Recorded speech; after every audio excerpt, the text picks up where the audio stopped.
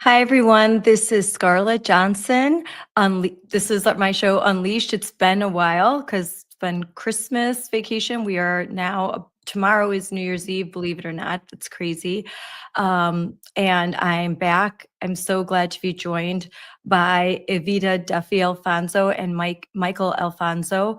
We were going to talk at AmFest, but with like how many people were there? It just tens of 30, thousands. 40,000, yeah. Oh my gosh. 33, yeah. So the internet connection wasn't so great. And so I'm really glad to catch up with you guys and talk about some of the things that I wanted to while you were at AmFest, which is Turning Point's big event every year. And it was just a blockbuster event this year. Hard to keep up with, just star-studded event. On top of that, they behind the scenes, and you can tell me more about that, there are booths everywhere. So all organizations from across the country, national, local organizations, grassroots organizations are there, talking, communicating, networking. I know Moms for Liberty was there. Michael, you had a chance to stop by our booth. So I'm going to just let you guys talk about what was going on at AmFest, what you saw, especially through the eyes of like Gen Z. And also one of my favorite sessions was one in which Evita, your mom, was on stage talking about what's near and dear to my heart, which is having a family and what that looks like, the advice given to young conservatives right now. So I'm going to let you guys talk about what was your experience at AmFest. It was crazy. I think, some people did have some questions of what were they going to put on now that Charlie was gone. And Andrew and Tyler, the two guys who are really in charge around there, they put on an exceptional event. 30,000 people at least. I mean, they had to turn people away. The ticketing, it was sold out before anyone even got there. It was absolutely an amazing experience, and we were lucky to be a part of it. And there were so many booths, like you mentioned. So it's not just about Turning Point. They bring together so many different organizations around the country to network, to get together, and to figure out, hey, how are we going to make 2026 work so that we can finally get some of Trump's executive orders into law? Yeah, that's true. And I think there was Now, as someone who was watching and looking at social media, I know that there's a lot of talk about, oh, who's speaking, some of the issue, I would say the kind of these like soap opera-esque Oh yeah, gossipy there's a kind of lot of issues. drama. A lot of drama at AmFest. So Michael called it. He said it was conservative Disneyland when we No, first got there. conservative Thanksgiving, Oh, because conservative everyone was Thanksgiving. fighting on stage. Yeah, well, it's conservative Disneyland and conservative Thanksgiving because it's right. Everybody's coming together, and there's a lot of different ideas about where the party should go, where the movement should go. How do you define America first? Tucker Carlson has one definition, Ben Shapiro has another, and they sort of live battled it out on stage at AmFest. And so the perception on social media, I would say, is actually very accurate to what was happening on the ground there. What everybody was talking about as we were walking past one another was the drama that kept unfolding. The initial Ben Shapiro speech, then Tucker Carlson, then Megyn Kelly, Steve Bannon. It was just kind of an all-out, I would kind of argue, a war. And it was actually interesting because it's what Charlie Kirk really wanted. I mean, he, for his entire career, always invited each of these different disparate voices to his events to kind of really, I get, debate and battle it out and decide who do we want to be. And so a lot of people are like, oh, this is really bad. I don't know. I kind of liked to see everybody showcase what their opinions were. The only downside, I would say, is that there wasn't a ton of focus on 2026, and the influencer drama, I think, kind of overshadowed the real battle, who the real enemy is, which is, of course, the left, the people who killed Charlie Kirk and the people who celebrated when he died. Yeah, you know what I'm thinking as you're talking, I'm thinking about the founding of our country, and that we had all of these different representatives groups coming together, and our founders didn't sit peacefully. Like there was all out battles. I mean, the Federalist Papers are a result of that. Like the anti-federalists, the Federalists duking it out. Like what is our country going to look like? And openly. But at the end, there was compromise. At the end, they came together. They, we formed this perfect union. But it's okay. In fact, I think our founding fathers would say, yeah, debate, have like talk about things, don't just hide it. And that's what makes us different, I think, than the Democrat Party, that we openly have, we have individuals, we have different ideas, we can debate them. But there has to come a point, and I think that's what Charlie Kirk was about. Let's debate, but at the end of the day, we have to come together and unite against our common enemy, which is tyranny and oppression and communism in all of its insidious forms. And if we don't have that coming together, then instead, then our revolution looks more like what happened in France than it did in America. So I think, yeah, let's have these debates, and this is a place to have them, but there has to be that coming together. And like you said, influencer wars, I think that there might be some influencers that could make more money by having the division. And so that's where we have to be wise. We, the people, have to be wise about who we're listening to and what we're doing. Because if they're not, if they wanted to do and they're not ending with, now we have to come together, I would be weary of a person that just wants to continually just throw gasoline on the fire and doesn't want to eventually have a peace. And to that point, Scarlett, Michael and we've both listened to Ben Shapiro in college and high school. Like, facts don't care about your feelings. He's somebody that is a part, like any Gen Zer who's like first reading to get into like political podcasting, like Ben Shapiro is the OG. Like, he's somebody that all of us listen to. But there was something that he said right before AmFest that really bothered me. He gave a speech at the Heritage Foundation where he said, we need to have ideological border patrol. And essentially what he meant by that was, we need to excommunicate people from the conservative movement, who essentially he personally disagrees with. And to your point, Scarlett, I think that's not at all what should be happening. I'm happy to see the debate. I'm happy to see you guys battle it out. I'm not interested in any way having a war with an individual. We say you're not allowed to speak at AmFest. You're not allowed to have a platform. You can't speak. That's not what America's about. That's not what Charlie Kirk was about. That's not what's going to help us win the midterms in 2026. I think it's very short-sighted. And like I said, I don't dislike Ben Shapiro. He's like a huge part of my, political awakening as like a 19, 18-year-old. But that messaging, I think, is very destructive and not something that I'm interested in. And I will say that just from being there, the people that I talked to, they seem to understand that this was an in-house fight, that this, we can have our disagreements here in Arizona where we're all Republicans, we're all friends, but they knew and they were energized for 2026. I mean, anyone who's talking about a blue wave clearly didn't see all those young people who are not just ready to vote. They're going to go out there and knock doors for candidates. They're going to make sure that these people get across the line in tough districts, in tough states. And frankly, I couldn't be more excited for what's to come in 2026. Yeah. And so I wouldn't even say more influencer, but show host Steve Deace that I follow a lot. He said, yeah, there was all this stuff, but let me tell you what I saw on the ground. I saw so many young people that were respectful. They loved our country. They weren't, these radicalized, like far right extremists. They were respectful, earnest, Christian, and they understood. They saw what was happening, and they're not just kind of gullible sheep that are just going to go along with whatever Tucker Carlson says, or whatever Ben Shapiro says. Like they are going to make their own opinions. And I think we do a disservice when we think that young people are just, they can't think for themselves.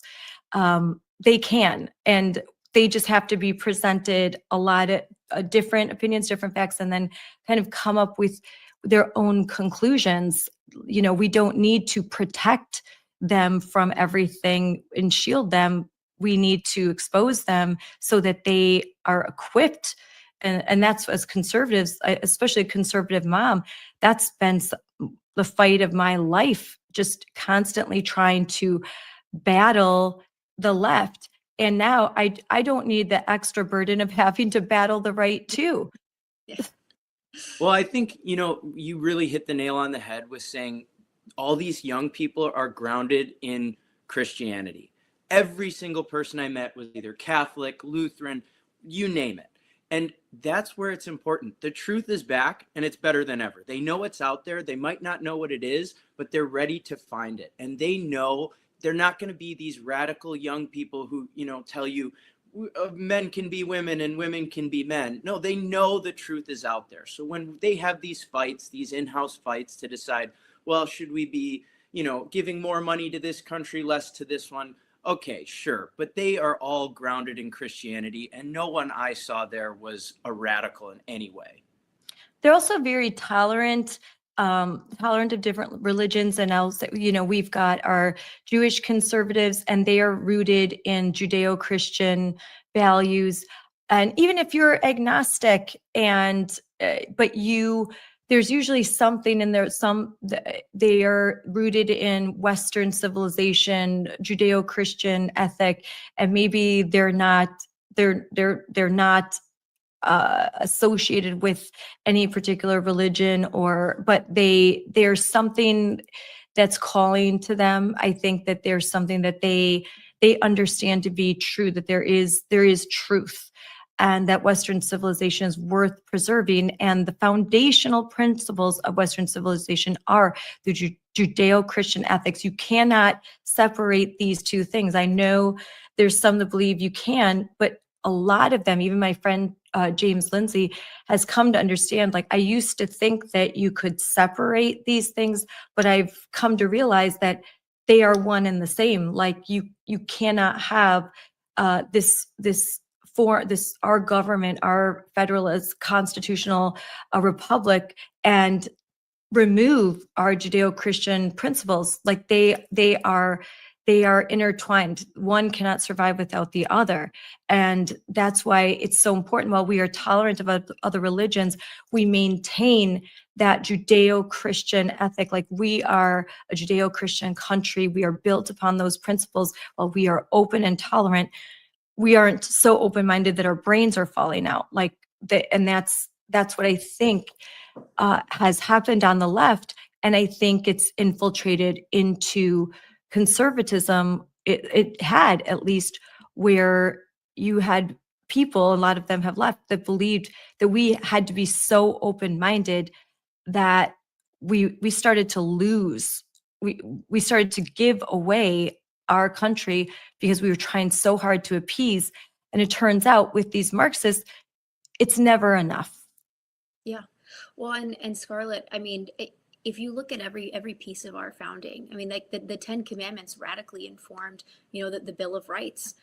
Everything that we have, all of the things that make America special, I think individual freedom and respect for human life being, a big part of it, is rooted in, like you said, the Christian Western civilization that informed the founding fathers' creation of the Declaration of Independence, of the Constitution. Charlie Kirk understood that. That's why he has Turning Point Faith, and he has all these young people intertwining their faith with their politics for a reason. And you're right, we're tolerant of other religions, and the reason we're tolerant of other religions is because we are founded as a Christian country. Like the founding fathers said, this country was made for a moral and religious people. It's wholly inadequate for any other.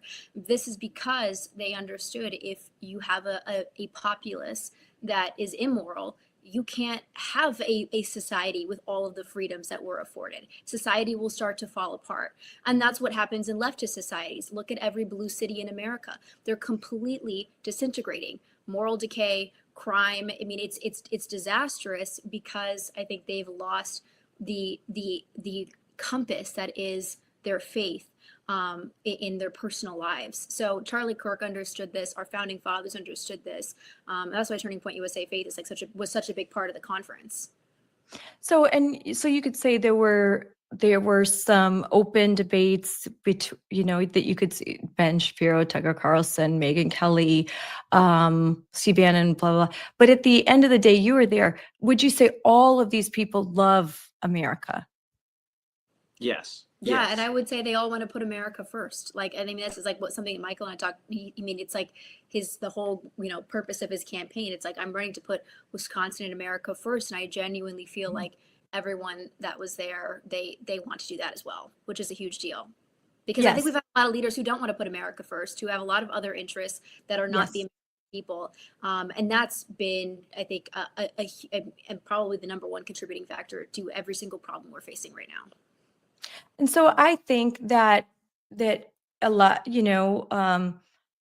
everyone we mentioned, they have an audience. And so I think if we, the people, the audience, those that watch, if we just continue to make it clear to all of them that at the end of the day, we want to see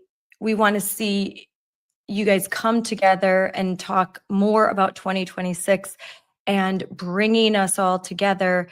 I think that will resonate, because if their message depends on an audience. So I think we have a stake in this. And so we have to make sure that we don't get caught up in the drama, and that we keep sending the message that we love you. It's like we're part of a family, and we don't want to pick sides. We don't want to see a divorce. We want mom and dad to stay together. And so, like, we want you guys to find a way to work together for what is best for our country, and that is for us to not lose in 2026. It would be disastrous. It would be disastrous if we lost the House, if we lost the Senate, if we lost both, we lost the governor's races, state House races, like in Wisconsin.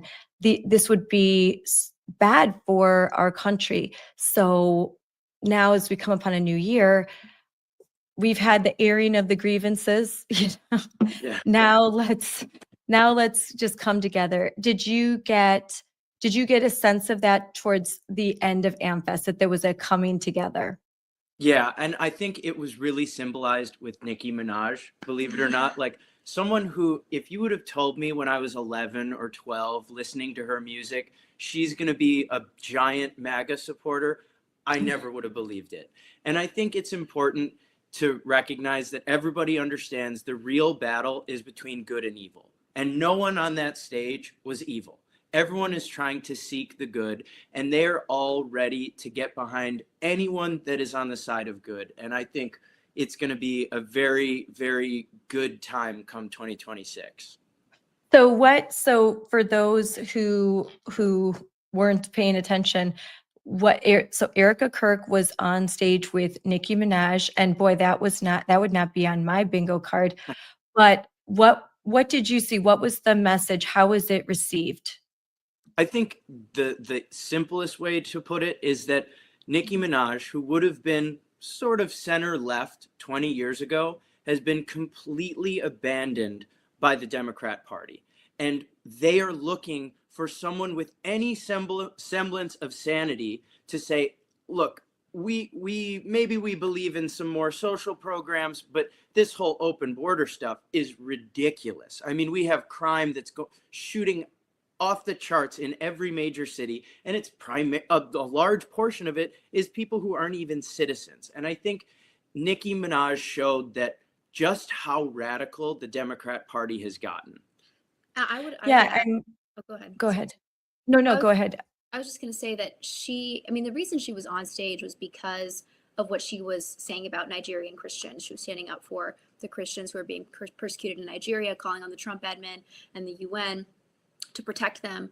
And so that's why she was initially invited, but she's kind of always been a little bit of a free thinker. And I would never classify Nicki Minaj as like a traditional conservative. And there were a lot of people who thought it was bizarre and wrong, and a bad call on the part of Erica Kirk to invite her. And I actually think the exact opposite, for the same reason I think we should not be excommunicating people from the right. If somebody is saying things that we agree with, let's bring them on. Let's have a conversation. I mean, let's, and especially somebody who's as big of a cultural influencer as Nicki Minaj, of course we should hear them out, and bring them into the fold. And then maybe she'll change her minds on some other things as well. I think it was a wonderful thing. She said something really important on the stage. She said, we can't let people who hate Christians rule over us. We can't let them be in charge of our government. And that I thought was so important and so profound, because it's true. We have a lot of people in our government, in the halls of Congress, former presidents, who seem to really hate the Christian founding of our country, and have explicitly persecuted Christians with it. The Biden admin called traditional Catholics or extremists, right-wing Nazis, whatever they were. The FBI was going after them and infiltrating their churches. This is real. It's a valid threat, and she articulated it really well. And I'm glad she was on the stage to do that. No, I agree.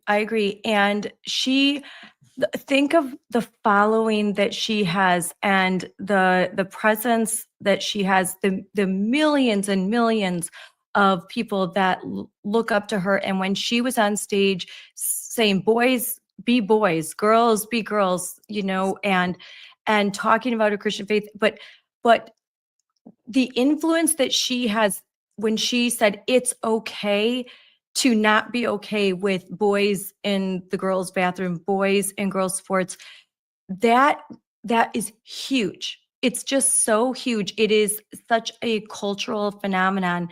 And the response that she has received from the left, and we can't, I think it's hard for us to even understand, because she went out there on stage with Erica Kirk and basically opened herself up to so much criticism. And I think it's very brave. I'm a big Harry Potter fan, and there's a line where Dumbledore says, it takes courage to stand up to your enemies, but it takes even more courage to stand up to your friends. And for her to stand up to her peers, colleagues, and the entire, pop culture, go on stage with Erica Kirk and defend Christianity and talk about some of the cultural battles that we're dealing with in this country in a common sense way is a big deal. Now, that doesn't mean that I say all of her music is great. Everything she's ever done, I'm looking over all of that. It's just acknowledging that she did something very good, and her ability to reach millions and millions of especially young people cannot be underestimated. And so, especially as a Christian, I mean, to react against her in a way where we're criticizing Erica Kirk, we're criticizing Turning Point. How dare you have someone like that on stage? I just think of Jesus, who, you know, he was with, those are the people that he was ministering to. He didn't go into the synagogues, and he didn't go into the temples and hang out there. He was with the people, and he said, you go and sin no more. It doesn't, I'm not going to take this left-wing view of Jesus, like, just all tolerance. It's just that he was wanted to be with the people that didn't know Christ, and to tell them, go and sin no more. So Yeah. I liked it. So what is your opinion of Erica Kirk, how she handled everything? Because you will see, of course, those that love her and then those that are criticizing her, and that she's not being the right kind of widow, I guess, which I think is ridiculous. But what is your opinion of the way she handled herself through the whole event? You know, I don't think anybody who's not a widow has any idea what it would be like to lose your husband, who's your biggest supporter, who's your best friend, who handles an entire business. She stepped into this position in less than 2 weeks, and she's handling it unbelievably well. I mean, frankly, the courage she shows, that's what a real woman is. You know, we have this idea, Kamala Harris is the perfect example of women. No, Erica Kirk is. She steps up and does what needs to be done when the time comes. It's quite inspiring. Yeah, well, and I think Erica Kirk everybody grieves differently. Like, I have no idea how I would respond if he died, let alone like if I had, two kids, or 3 kids, and it was a single mom. I mean, it's just, so I think everybody grieves differently, and Erica Kirk has said that she's somebody who's really kind of poured herself into her husband's work, which is Turning Point USA, which is what he dedicated his life to. And I completely understand that. I mean, I'm sure she's there for her children. We're not seeing that, which is, I think, appropriate that we're not seeing that, because we don't have to be like involved in her personal life, but we are seeing all of the time and effort that she's putting into Turning Point USA. And I think it's a good thing. I think it's what her husband would have wanted. I frankly wouldn't trust Turning Point USA with anybody other than Erica, because she was Charlie's closest confidant when he was alive. That's what a wife is, right? It's your best friend. It's the person who you tell everything to. And so I think it makes perfect sense. And I think she's doing whatever she can to keep his legacy and what he built alive. And she's doing a beautiful job, because Turning Point USA has raised a lot of money. And they've put on an incredible AmFest, and they're doing a ton of on-the-ground work to help campaigns like Michael, who's endorsed by Turning Point USA, but so many others, to make sure that everything that Charlie built stays alive. So I have nothing bad to say about Erica. Also, apparently her hair is real, which I'm just like, I can't believe that. I thought they were extensions, but she really does have that really long, beautiful blonde hair. So I don't know. I'm in awe of her, and I'm praying for her. Yes. First of all that everyone sees are these hours that she's on stage. You don't see the countless hours where she is with her kids. Yeah. So you can't, taking her kids with her, because they're young enough, they can travel with her. And so it made perfect sense to me that as her husband's book was released, that she did his interviews, because this was his final work. And who better to go do those interviews than her? And she didn't, like, these are all, and you know, when you work in media, these are all pre-scheduled, it's all done. She was simply going out and talking about his book. She's also a young widow who needs to support her family now. And this is the way that they are going to be supported. So this is like promoting the book, making sure that it's out there, making sure that the copies sell. Like, that's now her job. She now has to take on that responsibility. That's a huge responsibility. And I think that I would do exactly the same thing, even in grief, that if my husband had this final work, and this was the last thing on earth, that was the last words that that the world was ever going to see, then I would want no one other than myself out there talking about it. And while doing that, she had to dispel so many lies, so many rumors, and only she could do it. I think no one would believe anyone else. So she had to go out there and talk. And then she had to arrange some difficult conversations because she's trying to put plug holes in and stop things from festering and becoming bigger issues. But I think that this was her husband's legacy, and she is trying to preserve it. And I would imagine that they had many conversations where he indicated that she would be the person that would need to step into this role for him. And that's what she's doing. But just because you see me right now talking, that doesn't, I'm going to end this conversation. You guys are going to end this conversation. Then we're going to spend the rest of our day with our families, doing dishes, cooking, doing all the mundane things, all reading books to kids, taking care of family members. You won't see all of that, and you shouldn't see all of that. But so you can't judge and say, oh, all you do is talk politics. Well, no, of course not. But this is a job. This is a calling. But then there's a whole nother life that happens. So I think that she is young and beautiful, and there's a lot of jealousy. And I think the left, then the things that she says, I think kind of, they of course anger the left, because she talks about femininity and masculinity and putting motherhood, first, trying to find balance. And I look forward to her having more conversations about how difficult it is to be a mother and to have to work as well. And I think those are conversations that a lot of American women want to hear, because this is the struggle that they always have. Now, Evita, Michael, that this is something that your mom, Evita, talked about on stage, which I appreciated. So if you could talk a little bit about that, about how hard it is to be mom and dad and work, but you can do it. You just have to find ways you have to be creative and find employers that are going to work with you and your family.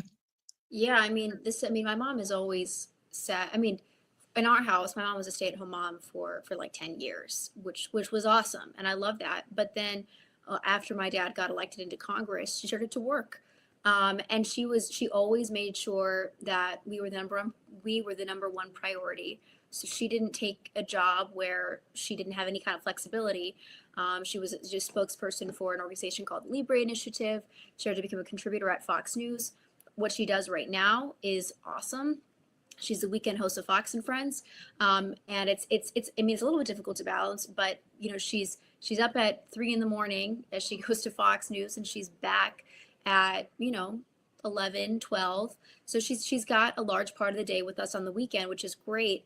And she was able to kind of stay in politics and have a career, and at the same time raise 9 children, which I think is incredible, and a testament that women can do anything that they really want. I mean, they have their dreams, you know, can come true, and you can still be a mom, and it's okay. And that's what I've taken away from her example. And there is some give and take. I won't say like, can you be the partner at the law firm and have a super demanding job and also be really involved in your kid's life? Well, maybe not.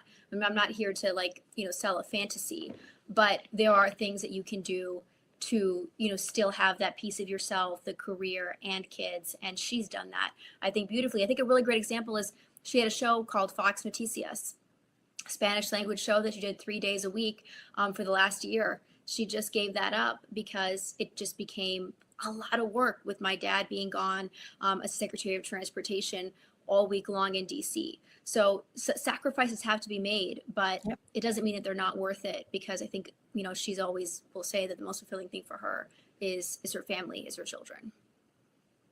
And I think you can have, sometimes you can have it all, but not all at once. And I think you do that. Sacrifices, like you can try something out and wait, that's too much. But another door will open if something else will arise. But I think that taking time off to be a full-time mom and then go back, then you can come back in and something else will open up if you are persistent and you know what you want. I 100% agree with that. I think I am an example of that.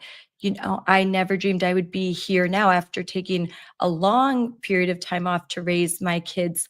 But I think with new media, I think with with a lot of the tools that we have, there's a lot of different options. And like you said, I'm not going to say that you can be full-time, a surgeon and a female, and balance both perfectly. You might have to just rework, take time off, go back, lots of different things. But the options are available, and we want. And Michael, you're running for Congress. I think you understand this. What are some things that you think about, like how can the federal government in any ways help to incentivize people having families again? Yeah, well, something, Evita and I have talked about a lot, and we think would be a great idea is, how about tax breaks for families? I mean, every kid get a tax break. Having money follow students instead of the school districts, then you could incentivize people to homeschool. And I mean, some people will say, oh, it's ripe for fraud, but it's no worse than what's going on in Minneapolis. So what are we so worried about? And I think as long as we have people in office, some people say they're leaders, they're representatives, but as long as we have representatives in office who are championing the family, making sure that that is the primary concern of every bit of legislation passed. How will this affect American families? We're going to start making some good steps. Well, so I do want to talk about Minneapolis, Minnesota, because your proximity, I think maybe some people don't understand how close you are in Wisconsin to that. But first to talk about, I know we've discussed before, like populism.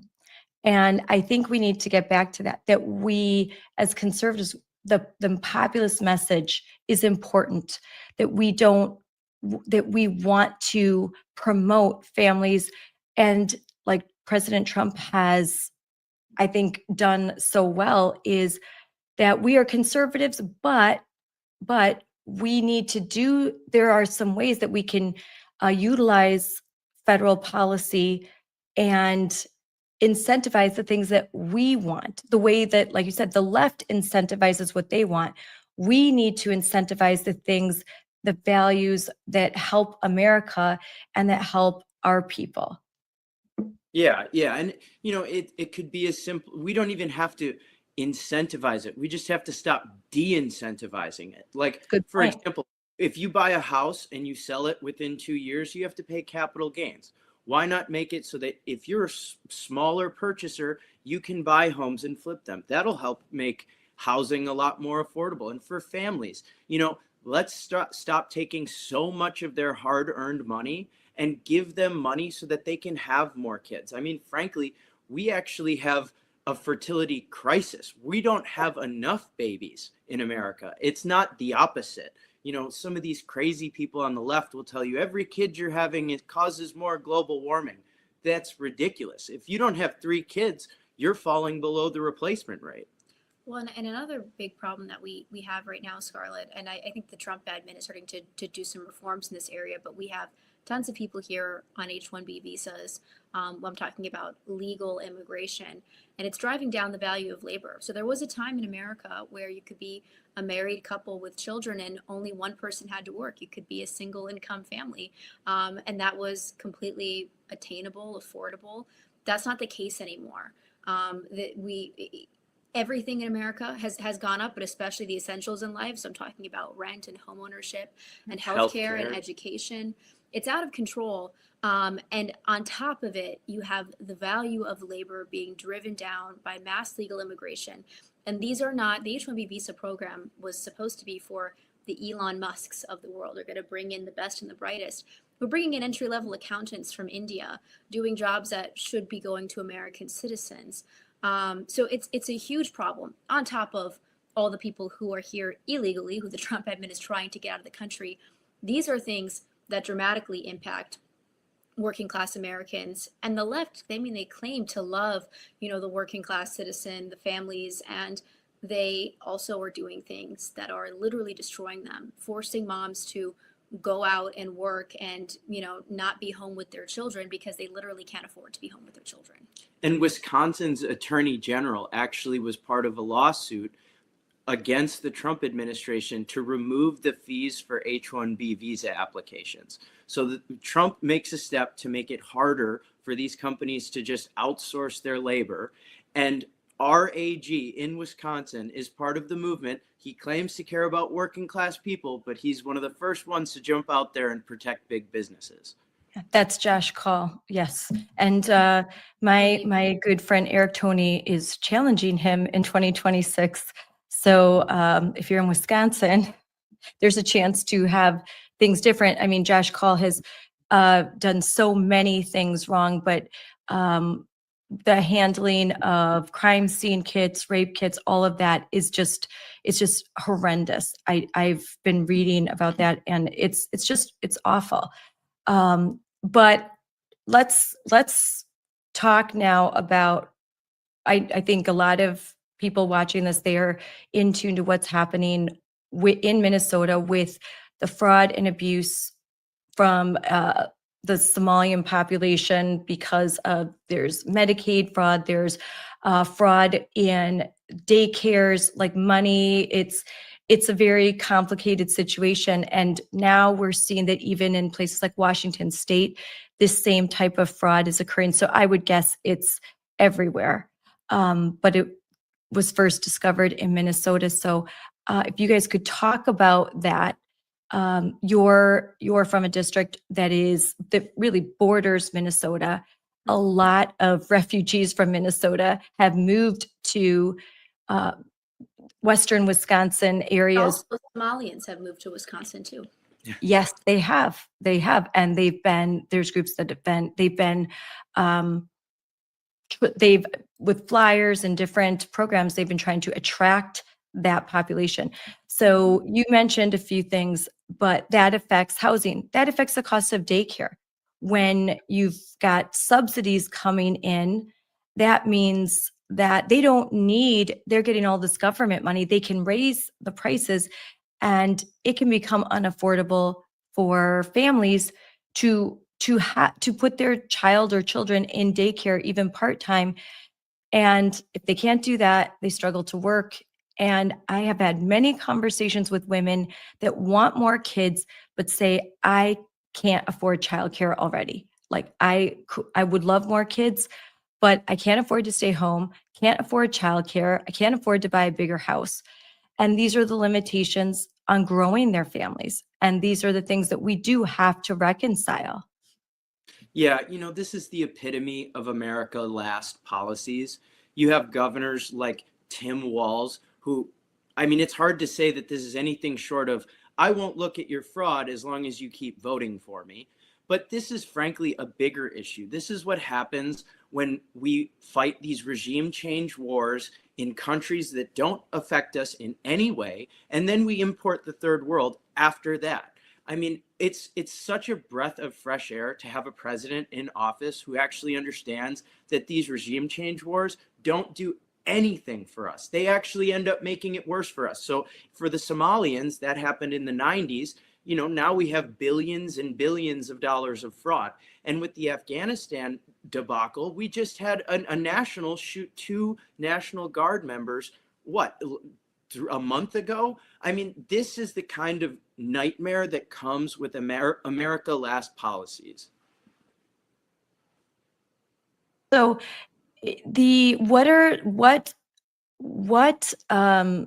what was the Medicaid fraud that we saw like in Minnesota? What was that like? And how could that, I want to know, because I want to see how could that even affect Wisconsin, because I know that it is. Yeah, so when these people are getting subsidies all over the place for different programs. So for example, the most popular one we're seeing is the Leering Center. It should be learning, but they forgot the N. And somebody showed up, Nick Shirley, a 23-year-old reporter, shows up with a camera. He's not even really a reporter. He's kind of a YouTube guy. He just, you know, asked to see what's going on in here. And a daycare center that has 90 people in it, not a single one was there, apparently.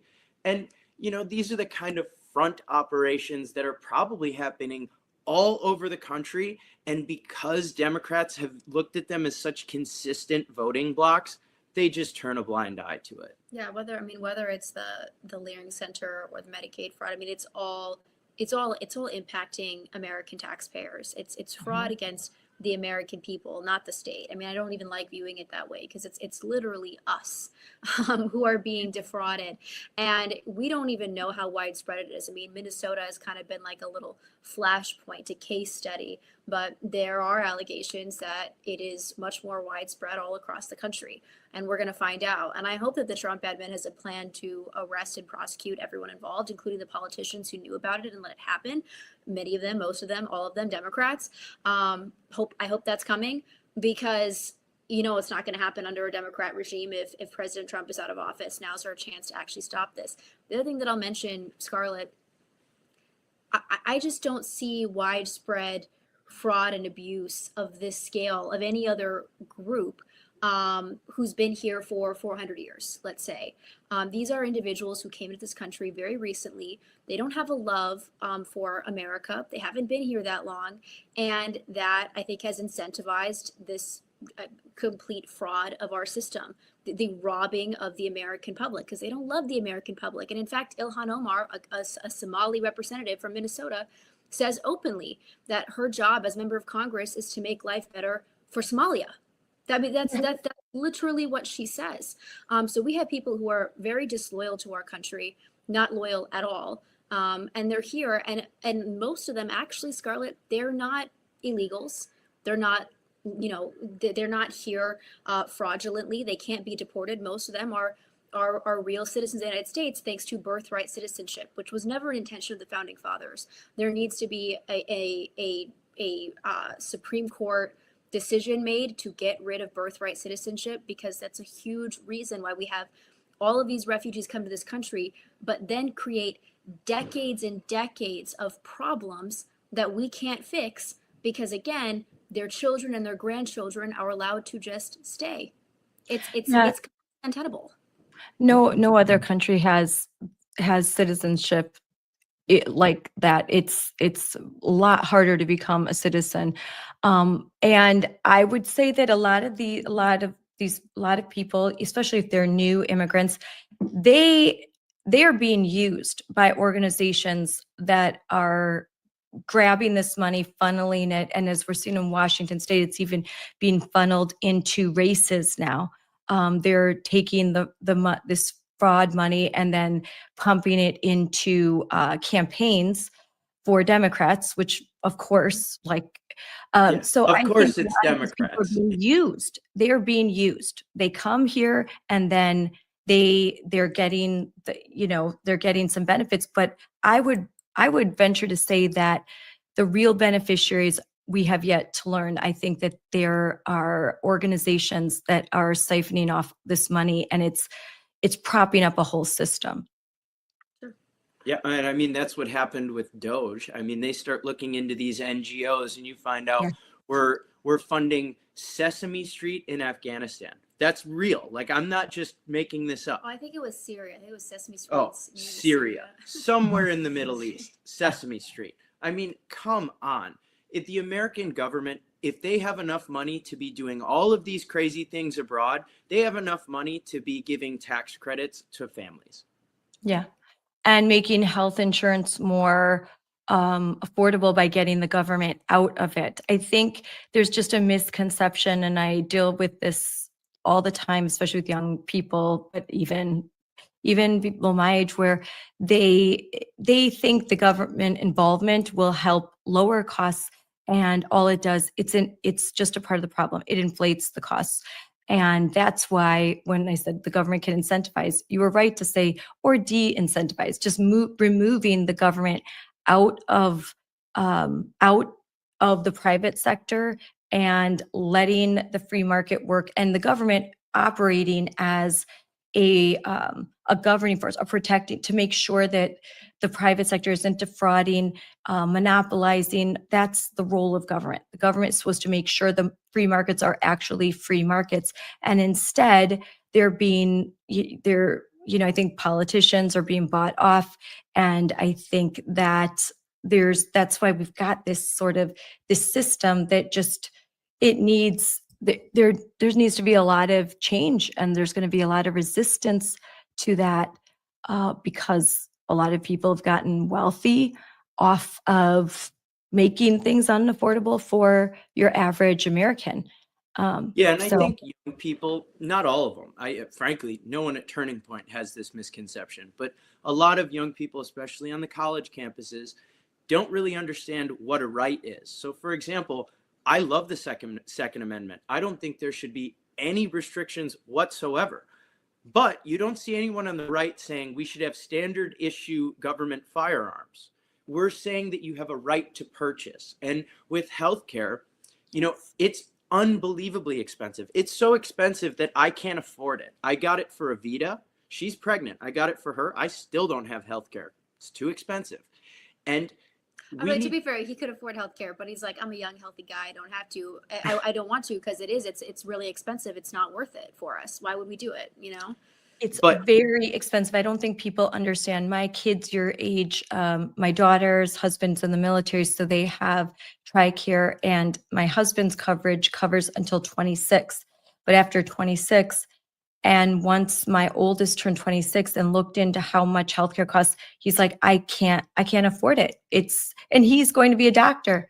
So he's got to wait till he's in residency to finally have healthcare coverage again, because these Obamacare plans are completely unaffordable. Yeah, and it's important to keep telling young people that look at the most expensive things in your life: rent, healthcare, housing, you name it. The government is involved in it. Education. Every time the government subsidizes something, the cost of it consistently outperforms inflation. And when you look at something like cell phone plans, they've consistently gone down in price. So just talking about it and saying, look, all the left is trying to do is buy your votes. When they say we're going to forgive student loan, they're buying your vote. That's it. Yeah, and when you get the free Medicaid or the free healthcare, your income has to be so low that you don't want to incentivize people to live below the poverty line just so they can get healthcare, and that's exactly what we do. You have to make so little money to qualify that means that people don't get married. That encourages fatherless homes, that encourages people to do side hustles and not work for higher paying jobs, because they get these benefits, whether it's SNAP benefits or health benefits. They are incentivized to stay in the poverty class. And then then they can't afford rent. So, oh, the government comes in and subsidizes rent. Well, that makes everything unaffordable for all the rest of us because of government. It's such a spiral. And then there's so few beneficiaries, and the majority are penalized unless you finally, the Marxists win and they get this communist system, and then we're all equally miserable, and then we're Venezuela. And I don't know if I told this story before, but during COVID 2020, 2021, when I was home in Wausau, I was working a construction job where if I decided to stop working because of COVID, I could collect unemployment, paying me more or almost more than actually working. This is the kind of ridiculousness that the government thinks is a solution to problems. No, 100%. And that's why I think now we said you're running for Congress. I think having some younger people in Congress is a really good thing, because you're looking at things through a different lens. And we need it, because frankly, we've got a lot of old people in Congress, and we need to have folks that you guys are going to way outlive me. And for the next 60 years. So the tax policies, all the things that we do, you and your children, you're going to have to pay the price. And will there be Medicare? No. I mean, at the rate we're going, everything is going to dissolve. Like, our debt is outrageous. Our spending is out of control. Something has to change, and we've got to have younger voices in there saying, now someone's got to stand up for the future. Yeah, it's just as simple as having representatives who actually have a stake in the future. Nancy Pelosi is 1,000,000 years old, doesn't care at all what happens to anyone in the country in the future, because you know what? She's made her $20 million. We need people who are going into office who are going to have to deal with all of the problems in the future. Yeah, Ilhan Omar, she was negative. I just saw a tweet, like, she had no negative money, and now she has $30 million in assets. I mean, come on. These people are just selling American taxpayer dollars. They're insider trading. They go in for the wrong reasons. They go in to say, oh, this sounds like a really cushy job where I barely have to work. I'll vote every once in a while. No, you're going in to represent your family, your community. You better take this so serious. I mean, the fact that these people will be gone early on a Thursday and miss a vote is ridiculous. And even to those for all ages, like, all these programs, they are depleting Medicare. They're giving it to illegal or even newly minted people. They're letting, because a lot of those let into America through our refugee program, Somalians, they didn't adequately vet who they let in. And I've just recently read that Ilhan Omar's father was actually was let in as a refugee when he was actually one of the perpetrators. He was part of the groups that were actually causing, like, a lot of harm and chaos in Somalia. So we haven't been properly vetting who we're giving refugee status, and then once here, immediately lining people up for benefits, and just putting such a heavy strain on the programs that are meant to help the elderly, the poor. They are necessary safeguard programs. They're programs that, if you are a single mom, to help you go back to school and provide assistance so that you can provide for your family and you can become a proud tax-paying citizen with a job. These are all things that conservatives support, all Americans support. We want to have a safety net. We want to take care of our elderly. We want to the commitments that we've made with Social Security. We want to meet those commitments.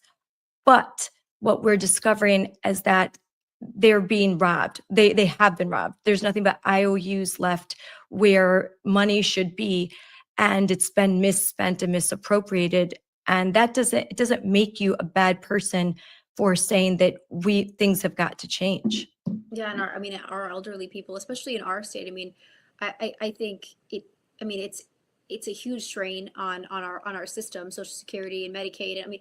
But people bought into the system and they rely on it, Yes. and they deserve to get paid what they put in. Yes. And we have all these people who are coming here and taking advantage of us, and it's completely wrong.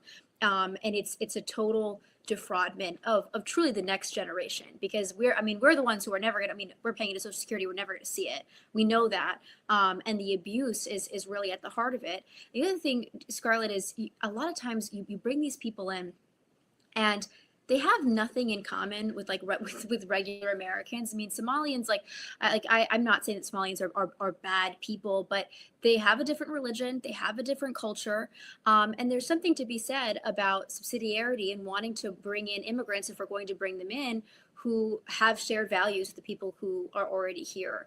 And so a good example would be when the Trump admin said, we're interested in bringing refugees from South Africa who are being abused by a explicitly racist system. These are white Christians in South Africa. Many of them, not even alive for apartheid. Some of them were, but it's like not everybody was involved in it.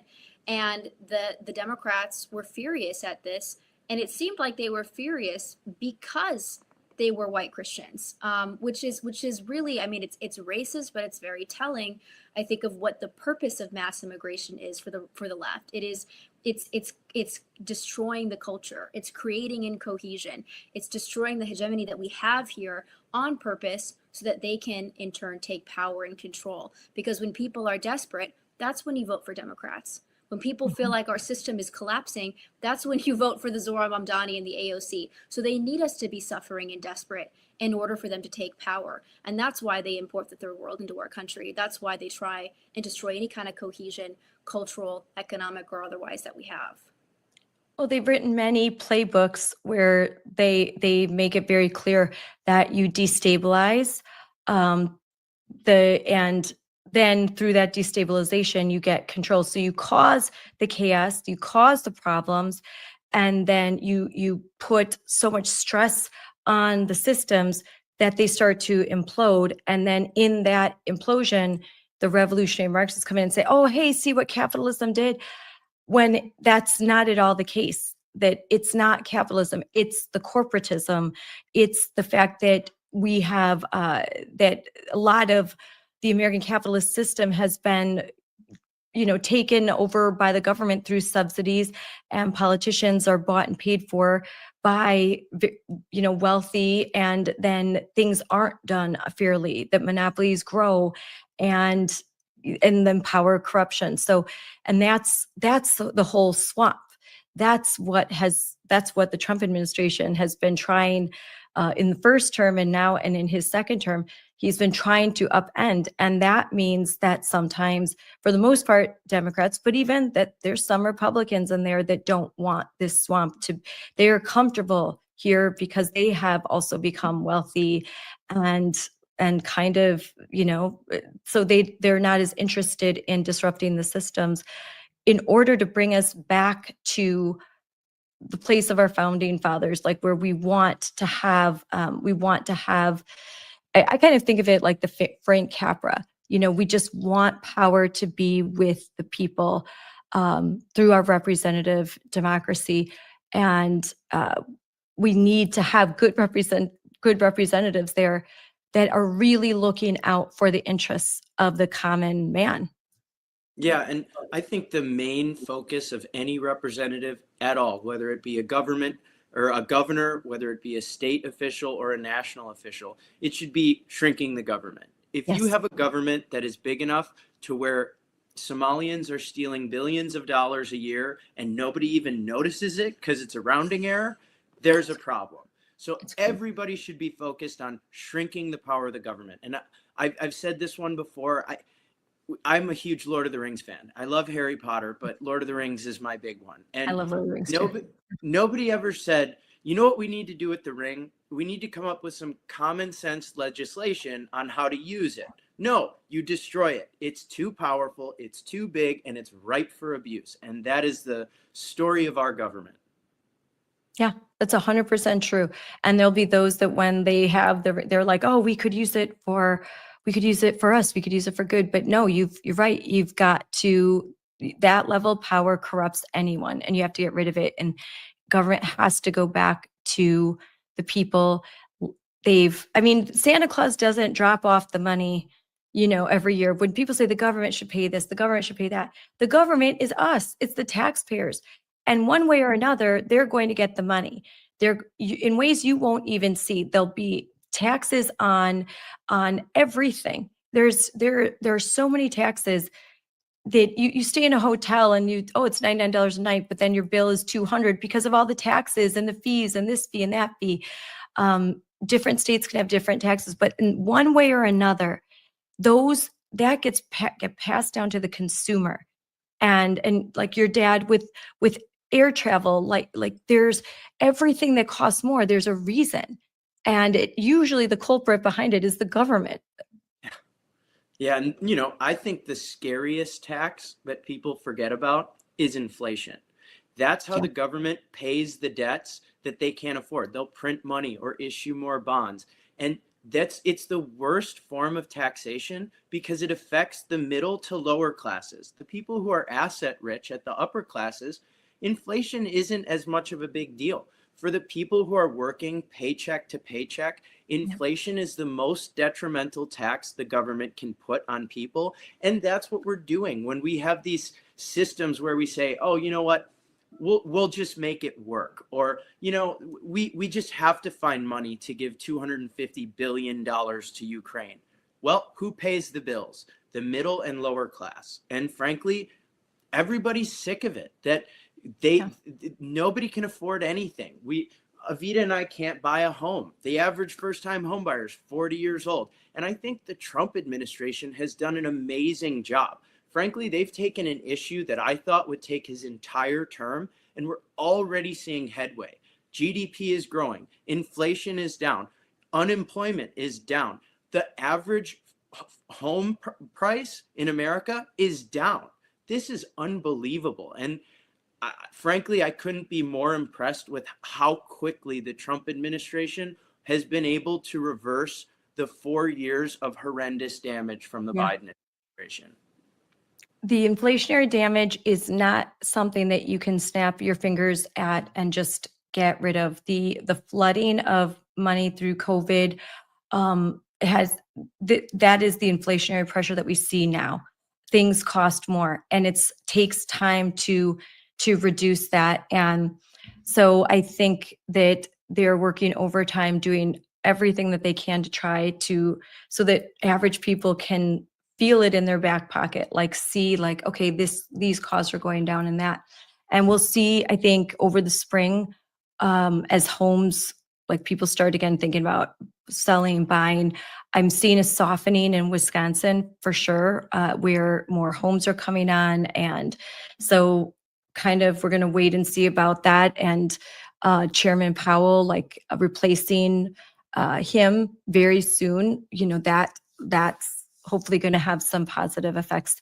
So what are the issues that Michael, that when you're out talking to people as you're running for Congress, what are the main issues that people will talk to you about? Because I know it's like when you're around in Wisconsin, people are not shy. They are not shy. Especially in the Northwoods. I care about this. What are you going to do about that? They're very polite, Wisconsin, nice, but people are not shy about saying, hey, this is an issue for me. What are you going to do about it?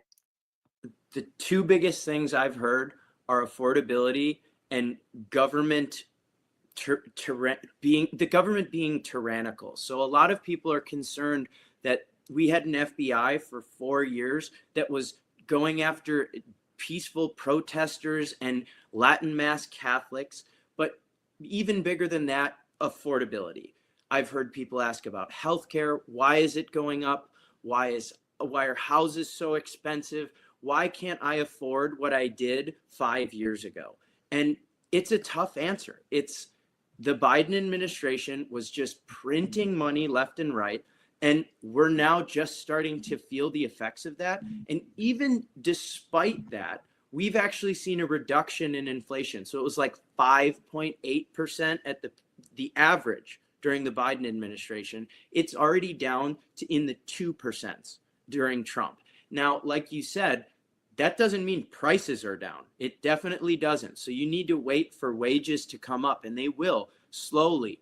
But yeah, affordability is the number one concern for everyone I've talked to. And number two, they're just sick of having a government that's spying on them. Yeah.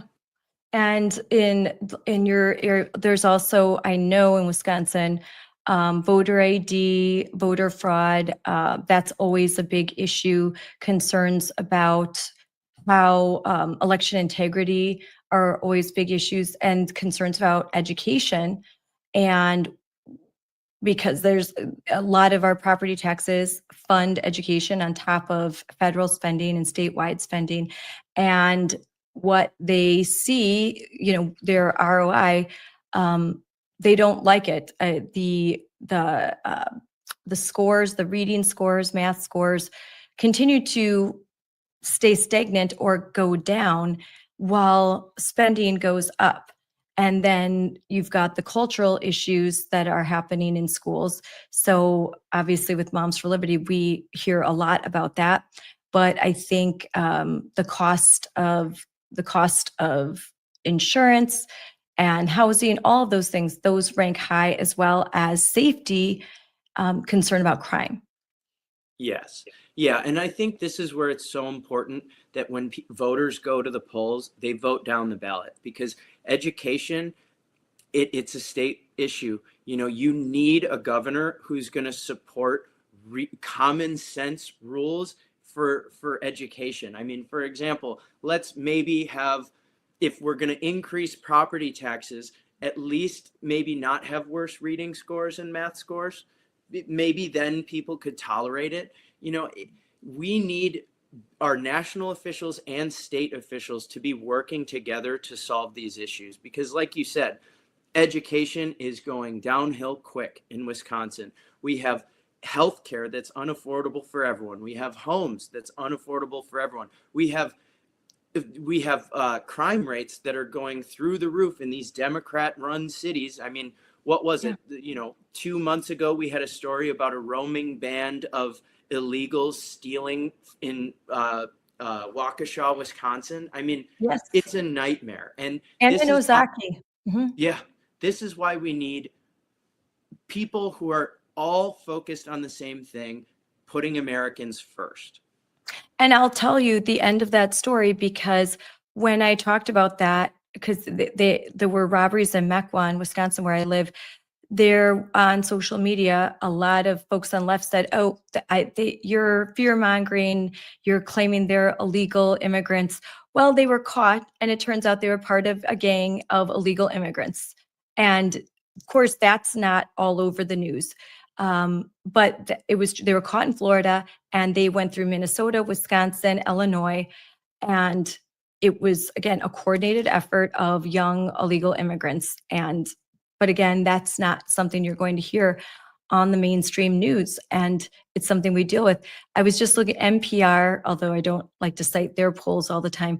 They did say that in their polling, which was November 30th of 2025, 6 in 10 Wisconsinites said affordability was their number one concern as they vote in 2026. They want to see the prices of things go down, and they're concerned about the cost of housing, insurance, and just living their life, the cost of education for their kids. So I think you've touched on a lot of issues that conservatives need to face head on.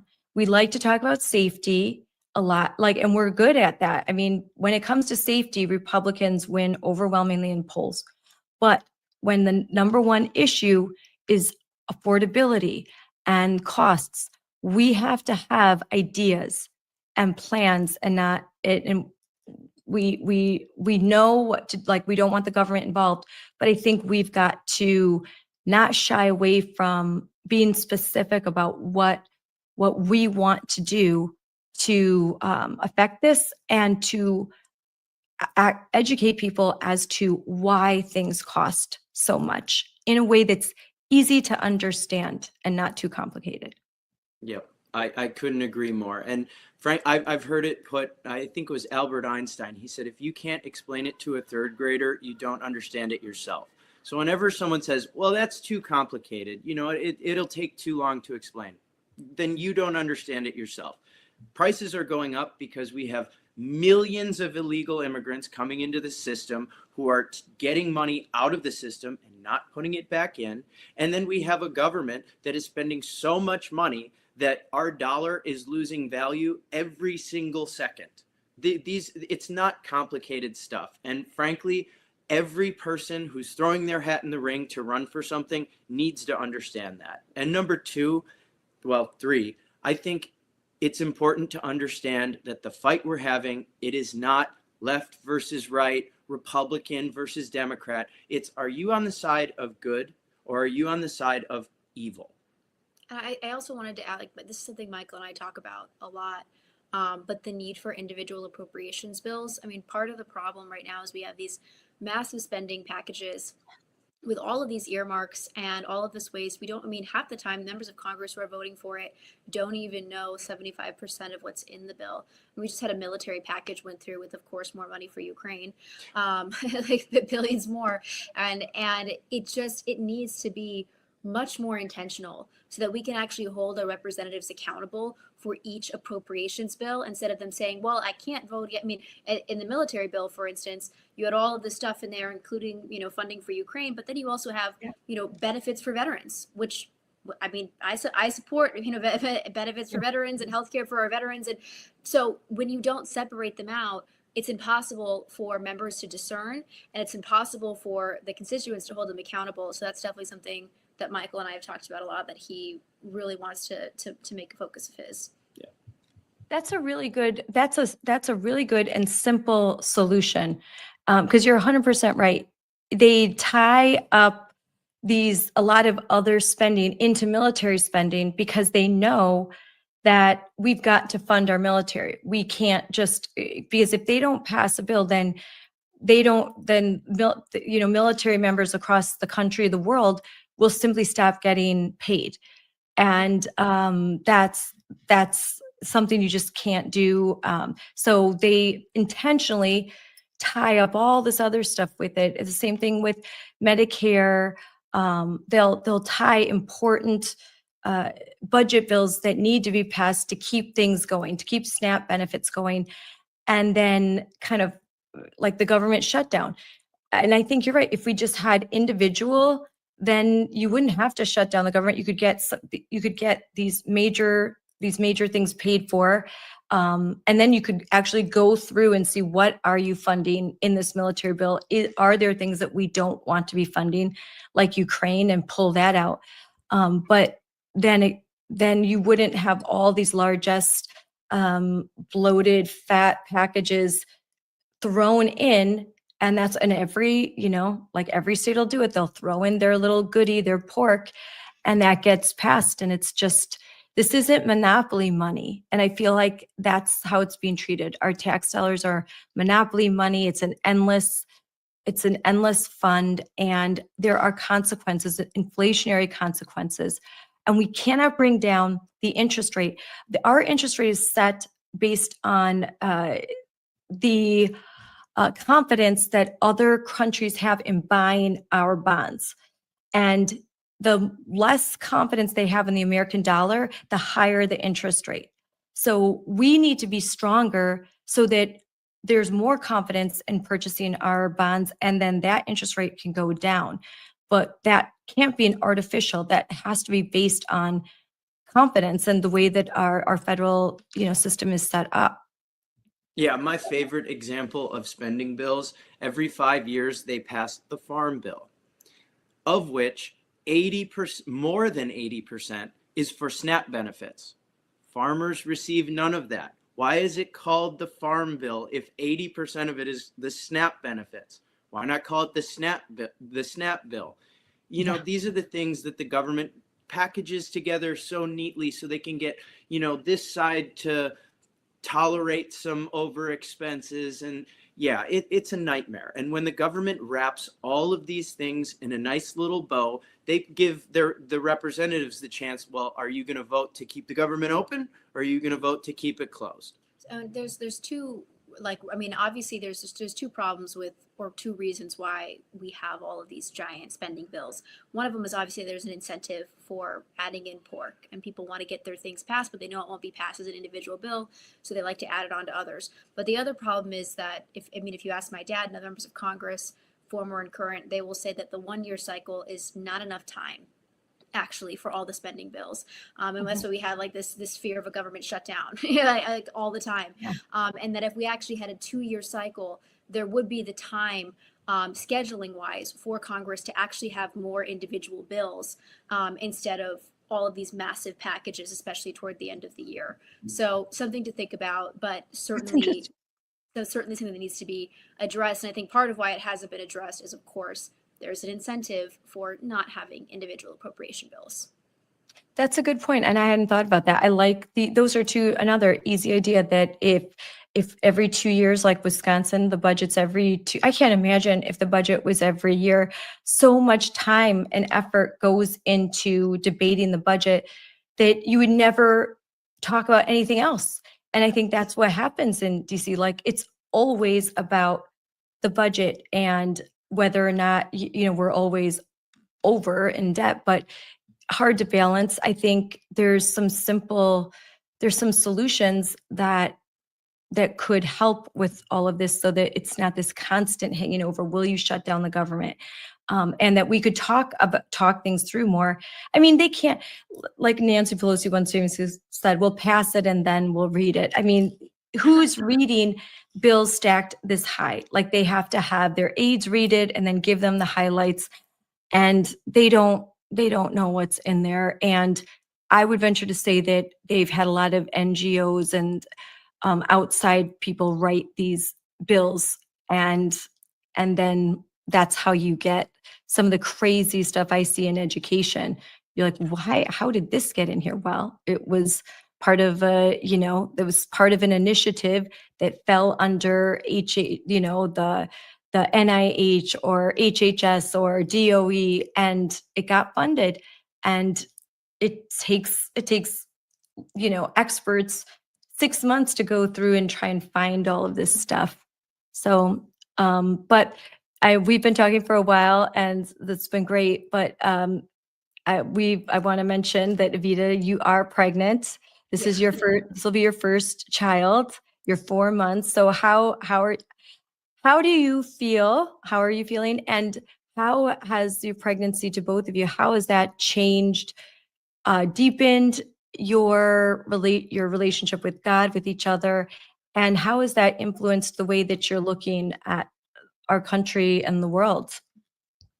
Well, how I'm feeling a lot better now. I'm second trimester, fully into second trimester, so I'm not sick. I don't feel awful, which is great. And I can eat again, which is also great. And so that's nice. And it's not the greatest timing. So I'm due the first week of June. His primary is in August, which is the real election here, because we're a +20 red district. So the real race is going to be the primary in August. And so it's not the most ideal timing, but I don't think it's ever going to be perfectly ideal timing. And I'm mostly just really excited. Yeah, and I think it puts everything into perspective. You can understand why you're doing something. Young people can sometimes have difficulty looking into the future, and the second you have a little one on the way, you immediately start thinking about the future. Like I mentioned it earlier, we didn't have healthcare until I found out that Evita was pregnant. I mean, it's these are the kind of things that they're life changing, and I don't even really understand the effects yet. I think it's something that I won't fully understand until that little baby comes out in June, and we're very excited, a little nervous, because who wouldn't be, but very excited. Oh, it's very exciting. And your first child, like when my son was laid on my chest, it's just, it just like, you'll never forget it because it's the love that you have and the feelings. It's amazing. And I think it's important to have more representatives that have young children because I think they're looking at the world again in a different way. Um, they're thinking about education in a way that this is going to affect my child. And if I don't do something, then this could mean that my child is not going to have the kind of education that I want or that I had. And you need that mentality in, I think, in DC. We need more of it. I'm just learning that Carolyn Levitt's having a baby, her second baby as well. It's a girl. And I think it's wonderful that President Trump has young moms, young dads working in the White House because it's a different dynamic, and it just, I think it colors everything because you have people that genuinely, they really have a dog in the fight for the future because they have young kids, and they want to pass freedom and liberty down to the next generation. They don't want to, like Reagan said, sit on the front porch and talk to their grandchildren about a time when America used to be free, prosperous, when we used to own homes, when we used to be able to go to the grocery store and have all these choices. I never want to wake up and find that we live in even a country that's like Canada, or that has some of what we have, but not the full spectrum of freedom and free speech. You see what's happening in the UK, where you can go to prison for speech, and America is just so blessed, and we have so much to fight for. Yeah, and I think it really puts into perspective how important the family is. We need, it's a sacred institution, and frankly, Charlie Kirk understood that as good as anyone. He told young people, everyone he could ever tell, he said, get married and have a family. And this is how you build the next generation that's going to really be better off than what we had. I mean, if every parent goes into every situation saying, how can I make life better for my kids? You'll see the country is going to turn around really quick. Yes. And so you have been endorsed by Turning Point, correct? Yes. Yes. And as has Tom Tiffany. I know he was a speaker at Turning Point. No, Tom's got so much going on in southern Wisconsin. I think he's staying busy with all the madness of Madison and Milwaukee. But we talked for a good while. He's a great guy. I hope he wins. I've said it on this show before, but if he wins and I lose, Wisconsin will be a better place. I know that. How is his? Were you there for his speech at AmFest? Yes, Oh, and it it was amazing. good. So he gave the best Wisconsin speech ever, and he threw out a cheese hat. I think there were some people that didn't really understand what was going on. I did. Everyone from Wisconsin was cheering. He mentioned Quick Trip, the best gas station in the world. Buc-ee's is not even close. His speech was amazing, and I really think what's going to push Tom across the line in Wisconsin is the young people. There's over 250,000 young people in Wisconsin. Gen Z Republican voters. Over Yep. 250,000. Wow. Who are going to come out and vote for Tom. But not only that, they're going to be knocking on doors for Tom. Yeah. I was really excited to see that he was speaking there, and I thought his speech was amazing, and he was really like fight for Wisconsin, fight for Wisconsin. We don't Minnesota, my Wisconsin, don't And Illinois, he said my that Wisconsin. before all of the Somalian fraud. He had a crystal ball, apparently. Yes. Yeah. I remember last year when I was on the Trump bus tour with him, and the signs were don't Minnesota, my Wisconsin. I was like, oh my, I love that. That's perfect. Because there were so many refugees, families that fled Minnesota to come to Wisconsin, and it's one of the largest growing. We have our largest growing Moms for Liberty chapters in Western Wisconsin, largest growing GOP in Western Wisconsin, because you've got so many people that have come across to say, like, it wasn't just about the taxes. It wasn't just about affordability. It was about the fact that speech and what was happening in schools, what was happening to their kids. And they were fleeing, a lot of them, for their children, because they wanted their children to have the education without the indoctrination.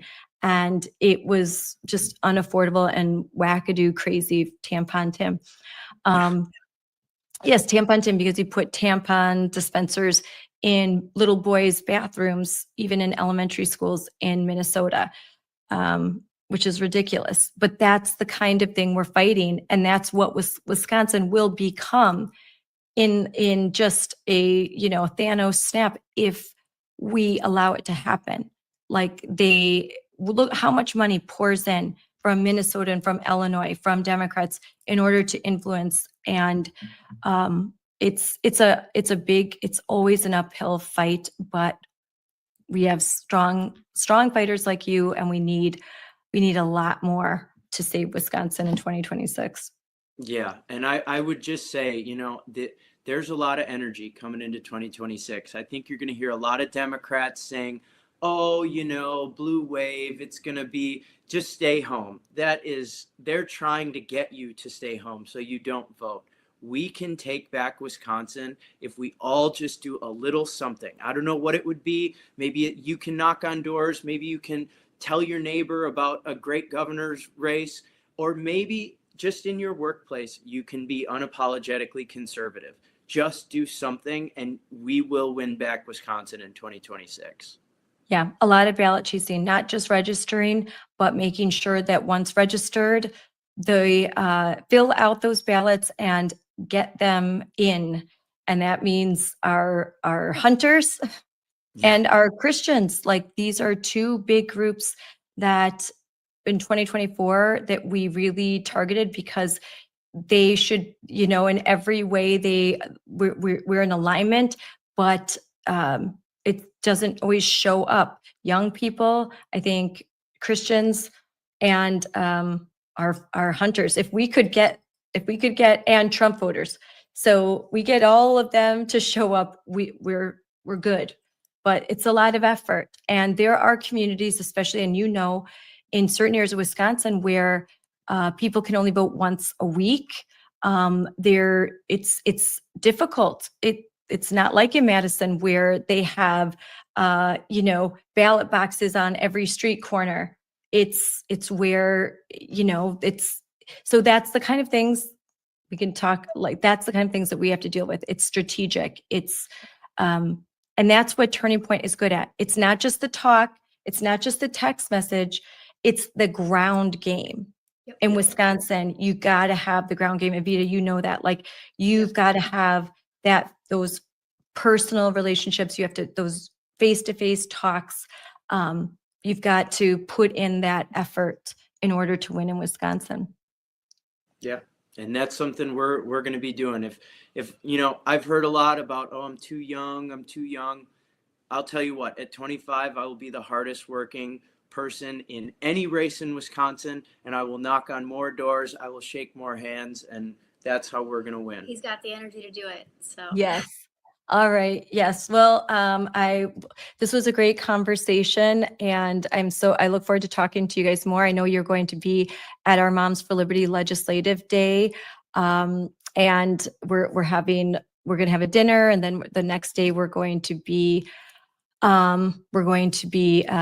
meeting at the Capitol, with getting as many Moms for Liberty members there and leaders to talk about how to affect change at the state level. So I look forward to seeing you guys there. And then I know you have to send us an application, because now Evita is going to be Yes, we have a lot of chapters out there, and that's going to be my summer, fall traveling Wisconsin and getting out the vote and getting people registered and talking about the issues. So I will be out there a lot more. So I hope to see you.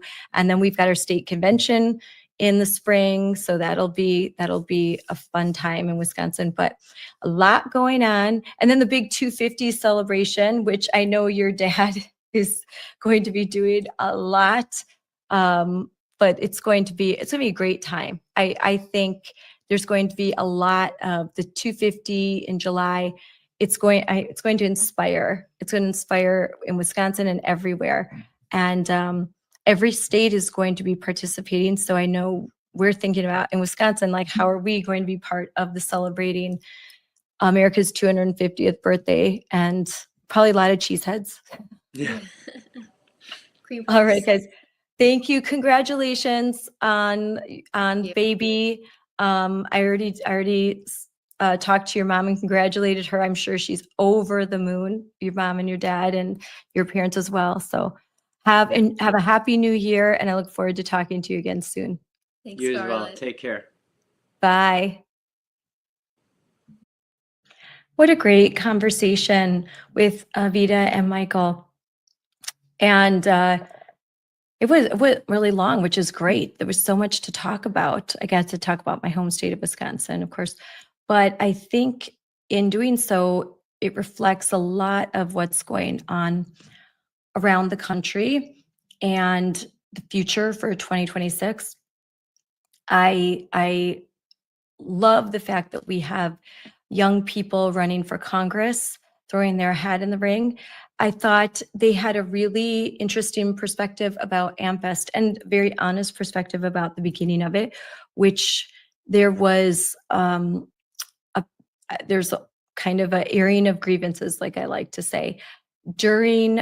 I still have to catch up on a lot of the speeches at AmFest, because while AmFest is happening, it's like in the heart of Christmas season. I was invited to go and to be part of new media there, but as much as I would love to be there, it's just right smack dab in the throes of Christmas parties and a lot of commitments that I have with my kids, family, events, and I always prioritize that comes first. So at some point, I hope, like, maybe next year I could go even for a day, but sometimes it goes to the 21st or 22nd. That's just really far into Christmas. That can be a little hard. And then there's so many speeches and so many people I wanted to hear that it's something for me to listen to as I take down all of my Christmas trees. I'll have to do a video about, I'm a Christmas girl. I'm a girl who loves Christmas. I think someone counted over 40 trees in all, small trees, large trees, but a lot of trees, a lot of ornaments. I go all in on Christmas. I love it. So, I still have to see a lot of what happened, but I think that, like I said, what's important is the coming together. And one really positive aspect of AmFest this year is the CEO of Moms for Liberty, Tina Deskovich, was on a platform about getting out the mom vote. And that went really well. Moms for Liberty also had a booth the entirety of AmFest that went amazing, and a lot of conversations, a lot of networking, a lot of more members signed up. And I think the message that I know that I want loud and clear is to new moms like Evita who are pregnant, join. We want to get younger moms in the fold. Even if your kids aren't of school age yet, you're a mom. Even if we've got members that are dads, grandfathers, women who aren't mothers, but who care about the future, who care about American children, and want to pass down a country that is free, a country that prioritizes liberty, and that's what we do. So be sure to, if you are not a member of Moms for Liberty, and I should put this out there, that you need to join. And you can do so at momsforliberty.org, right here, momsforliberty.org, and easy enough to join and become a member. And follow us on X and all social media at moms4liberty. And be sure that you like and subscribe Moms for Liberty at Moms for Liberty on YouTube. Trying to grow our YouTube channel. And, they say YouTube is a male-dominated space. Well, hopefully can start to change some of that. So in the spirit of, because we started off talking about AmFest, I thought I would end by playing for today. And if I can find, I have not yet found the breakout session on getting out the moms vote. I'll look for it real fast. But what I do have on hand is the main stage the main stage panel conversation with Rachel Campos-Duffy, who I love and adore. That's Evita's mom. And they talk about families. And I loved this panel, and I want to share it with everyone. And this will be the last podcast of Unleashed for 2025. So Happy New Year, everyone. Looking forward to an amazing 2026. And I wish you all joy and happiness in 2026. And God bless all of you. So Happy New Year. Hope you are enjoying a wonderful time celebrating with family. I know my plans are to cook a wonderful feast basically in my pajamas. Our family, we're all getting together in our pajamas and having a Happy New Year at home with our extended family. We're going to play games. We're going to eat good food and just be together as a family. And I'm really looking forward to that. So see you all in the new year. And we are going to have so many fabulous shows, so many things happening with Moms for Liberty into the new year. It's going to be epic and amazing. So stay tuned and always keep on top of everything on our social media. Again, at moms4liberty for social media, and go to our website, momsforliberty.org. All right. Bye, everyone. And let's watch this. Actually, I shouldn't say bye just yet because I have got to first load up. All right. And here we go.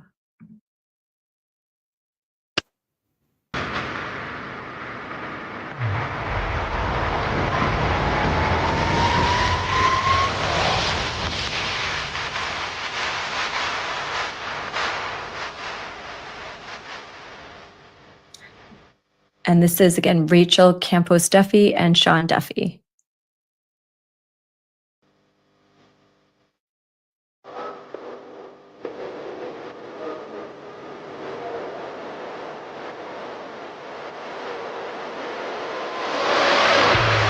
Wow! Moderated by Riley Gaines. Woo! You see every day, huh? Not every day. It's great to be here. It's special. It's special. So excited to spend some time chatting with both of you. Goodness, there's about 1 million things that I could ask each of you respectively about your career, what you've got going on. Secretary Duffy, I could ask you about your controversial take of no more pajamas in the airport. Well, that's a good one, right? There's definitely team dress up, team pajama we've been hearing. Exactly. things that I'm genuinely curious about. I know the audience is too, that feel relevant for the moment that we're in. But beyond all of the policy and politics, you guys and your story as a couple, as parents, I think it is so remarkable. It's one that you don't hear very often. We have a video. If you are here and you haven't heard their story, we have a video we're going to throw to it really quickly, and then I want to ask you guys about it. This is the true story. True story. To live in a house And have their lives too. to find out what happens when people stop being polite and start getting real. I was nervous because, I don't know everybody from all the shows, and I was kind of nervous that I'd meet these people and I won't know their names. My destination is Westport Station. I bet you the other castmate has the clue. All right. Thank you. Who's that dude? Who is that? I'm Sean. Hi, Sean. How you doing? Nice to meet you. Okay. And John, I'm Sean. Sean? Nice to meet you. You guys. Are you our next guy? How you doing? Eric? Yeah. All right. How's it going? I'm Sean. Sean? Are you our fifth person? When they didn't know who in the hell I was because they hadn't watched my show at all. And that is Rachel. You're Rachel. Yeah. I'm my own. Rachel's a cool girl. She was very bubbly, very, very spirited, and I like her right off the bat.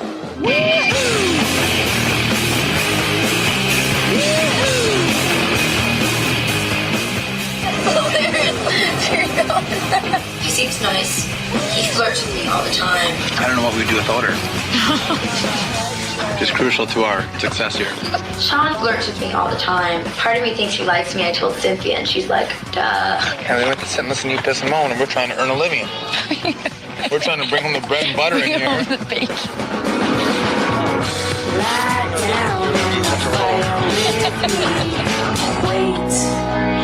Till it gets under your skin. Stop getting fresh with me. I want to have this relationship with her. But he's like such a great guy. I've enjoyed my time with Rachel and the little bit of kissing that may have went on. It's been a good time. And so that's it. Sean. Here's our on-camera kiss. I think it's amazing that I have the meeting between me and Rachel on TV. Most people don't have that opportunity to look back and say, oh my God, that's the moment that I met my wife. Let's bring her out. She's got a little special guest with her. Rachel, where are you?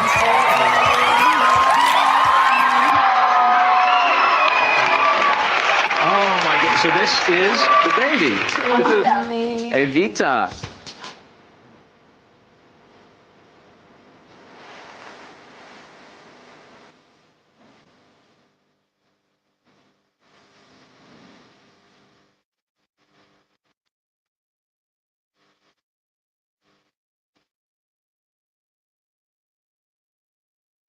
We're the first reality TV couple, the first ones to, like, again, the only ones to have all these kids. 9 kids.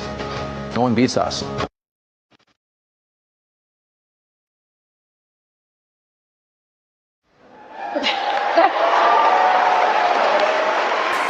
I explain that for a second? So MTV used to be a big thing right back in the day, and so we In the 90s. We met on a reality TV show called The Real World and Road Rules. And by the way, you can tell Rachel hasn't aged one bit at all since back when we met.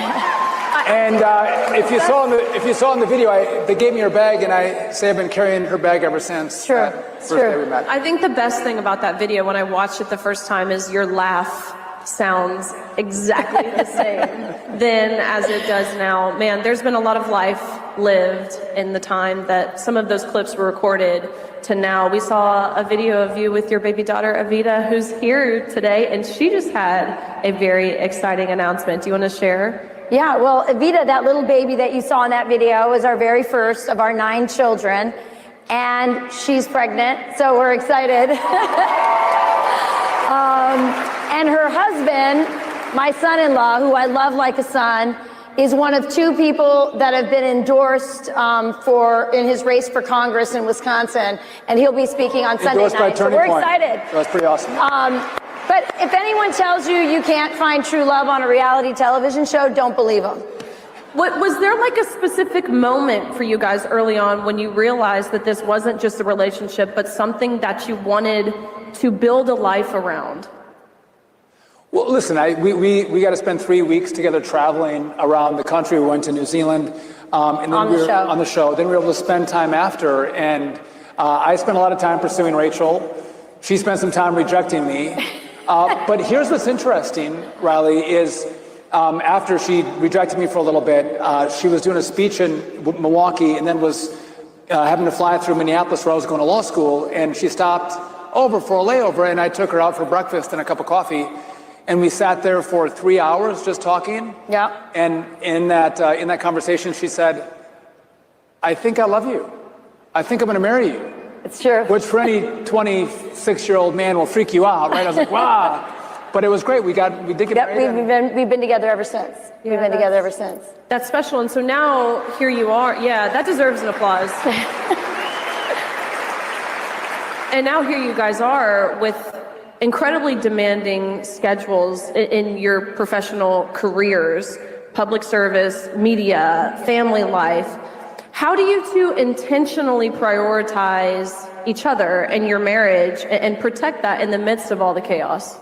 Wow, it's such a great question. And we both have always had this philosophy and we've stuck to it. And by the way, at every moment, it's not perfect. I mean, you're trying to, you have to recalibrate because things get off kilter.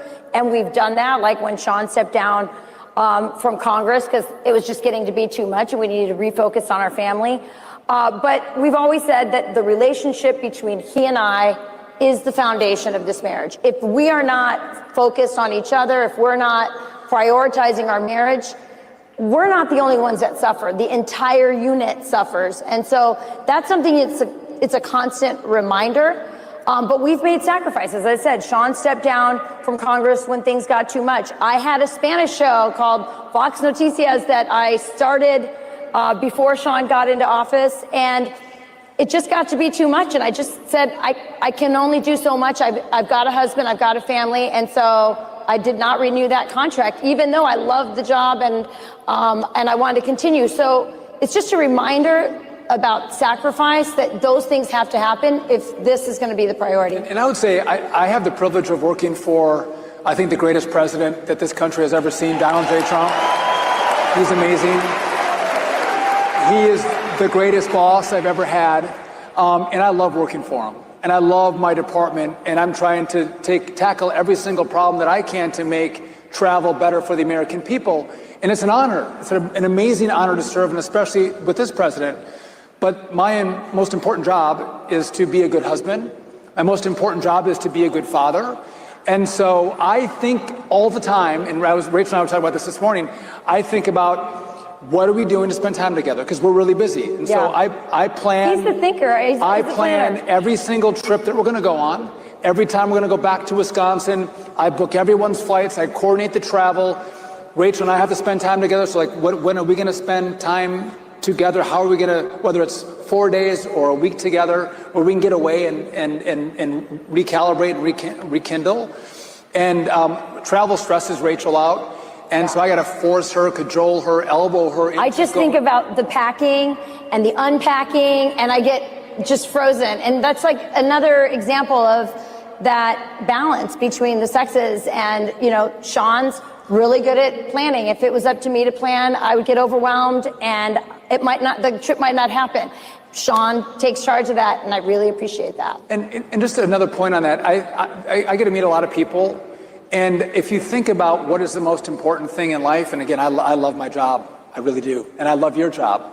But if you talk to people who are near the end of their life and what they value, what was important to them over the course of their life, it wasn't a bill they passed, it wasn't a congressional race they won, it wasn't the career they had. The most important thing to anybody near the end of their life is their family. Like what kind of family did I build? Those are the people who are with you at the end of life. And by the way, we have 9 kids, which I wouldn't send any of them back. Some days I would send some back, but usually I wouldn't send any of them back. And I think having invested in that. I think those truly are the things that matter in life, and that's why we put time into it. I often in my job run into a lot of young producers, especially men and women.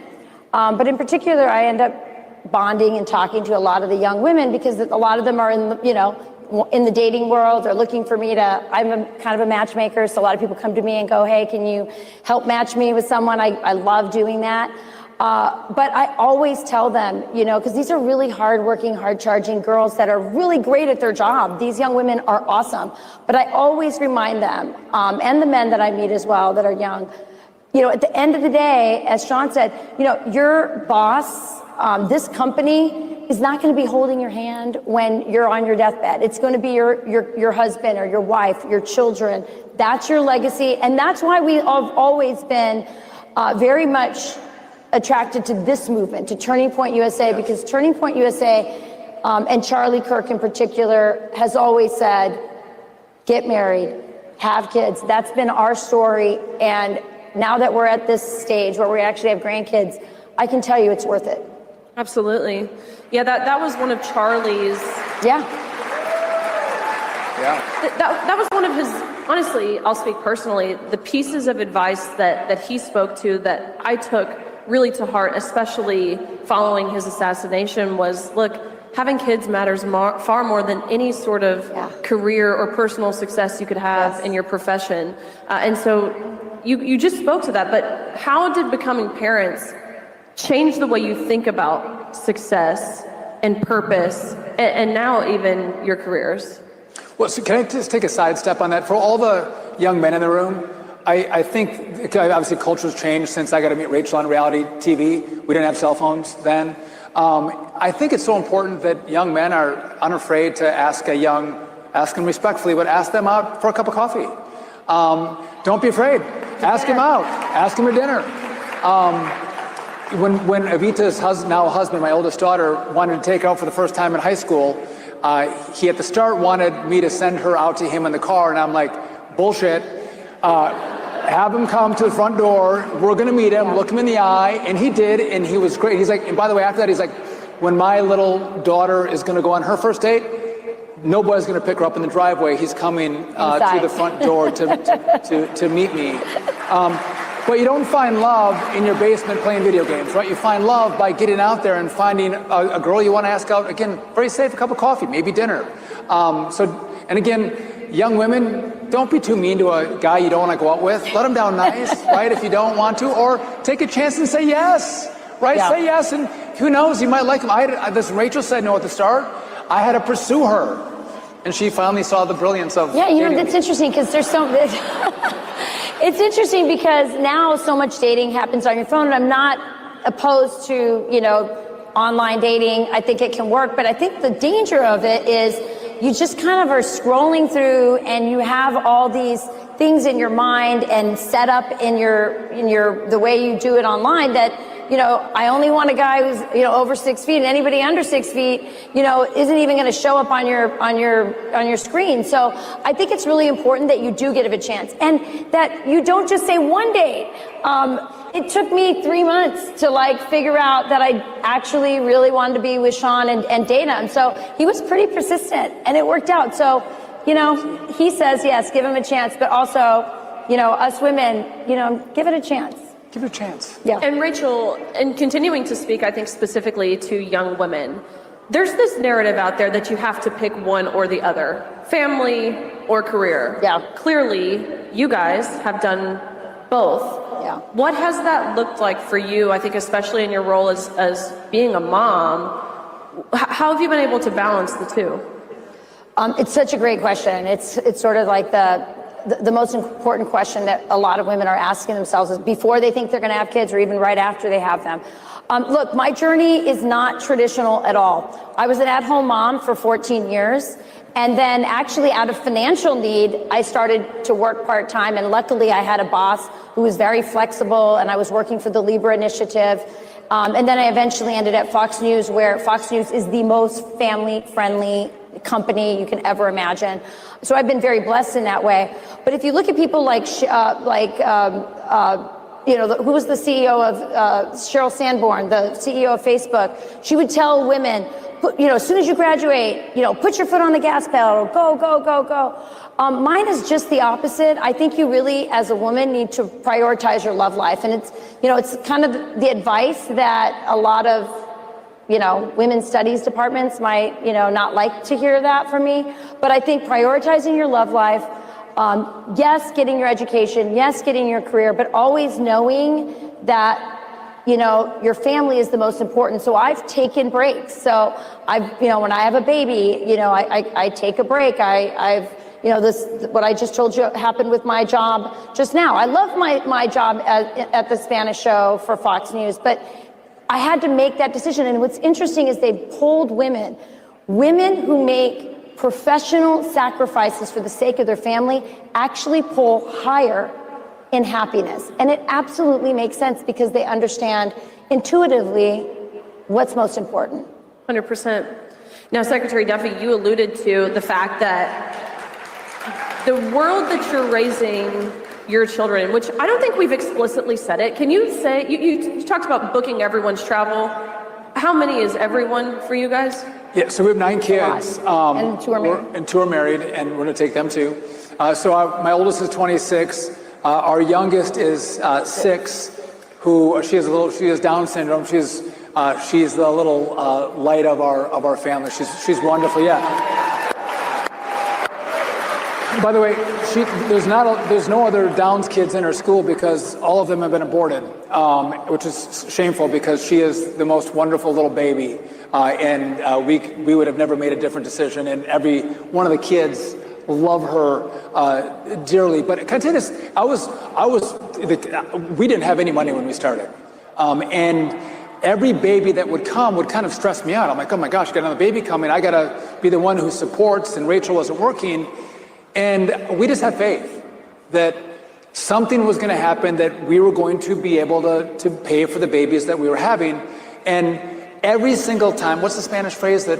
So we believe in providence, and it's true. But there's a Spanish saying that says every little baby is born with a loaf of bread under their arms. And it's absolutely true. I feel like every single time something would happen where we were able to have enough money to pay for each additional child. And again, we have 9. So at Thanksgiving or Christmas, if I have 5 at home or 6 at home, my house feels really empty. I feel like, where is everybody? It's like, I wish I had more. Someone's going. And for most families, that's a lot. But it is so much fun to have all of them home for the holidays. And the spouses. And then we all get together back in Wisconsin for the summer. And it is the best time that we have is with all of us together. Well, I will say I love when pictures of Valentina and the president pop up on my timeline, and watching him interact with her, it's really a beautiful thing. But Secretary Duffy, you said you're raising your kids in a world that you guys didn't grow up in terms of social media and constant connectivity and public attention. How do you guys talk with your children about social media and about fame and about personal identity? So first off, what's great with so many kids is your first child, you're a first-time parent, right? You've never done it before. You're new at it, and you make mistakes.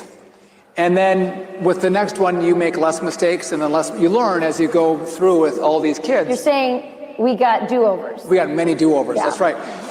So the first ones got cell phones earlier, they were younger, but the further we've gone back, we've now, I have a 15-year-old who still doesn't have a cell phone. No.